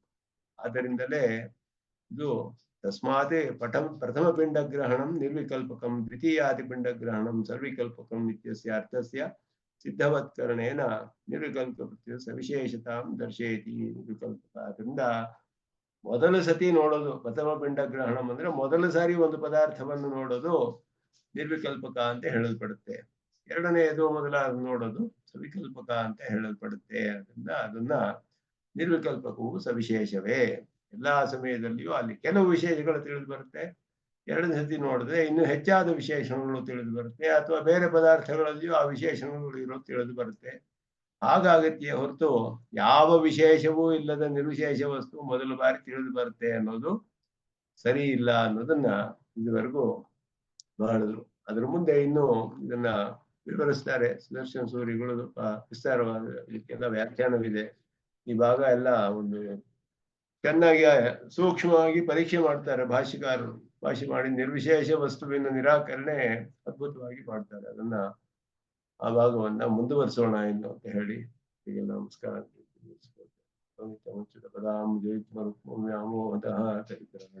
मेने स्मद्गुरोर्भगवतोऽस्य देकसिन्धो रामानुजस्य ओं शन्नो वरुणः शन्नो भवत्वस्य बृहस्पतिः शन्नो विष्णुरुक्रमः नमो ब्रह्मणे नमस्ते वाय त्वमेव प्रत्यक्षं ब्रह्मासि त्वमेव प्रत्यक्षं ब्रह्मावादिशं ऋतमवादिशं सत्यमवादिशं तन्मावीत् तद्वक्तारमावीताभेत्मावीत् वक्तारम् ॐ शान्ति शान्ति शान्तिः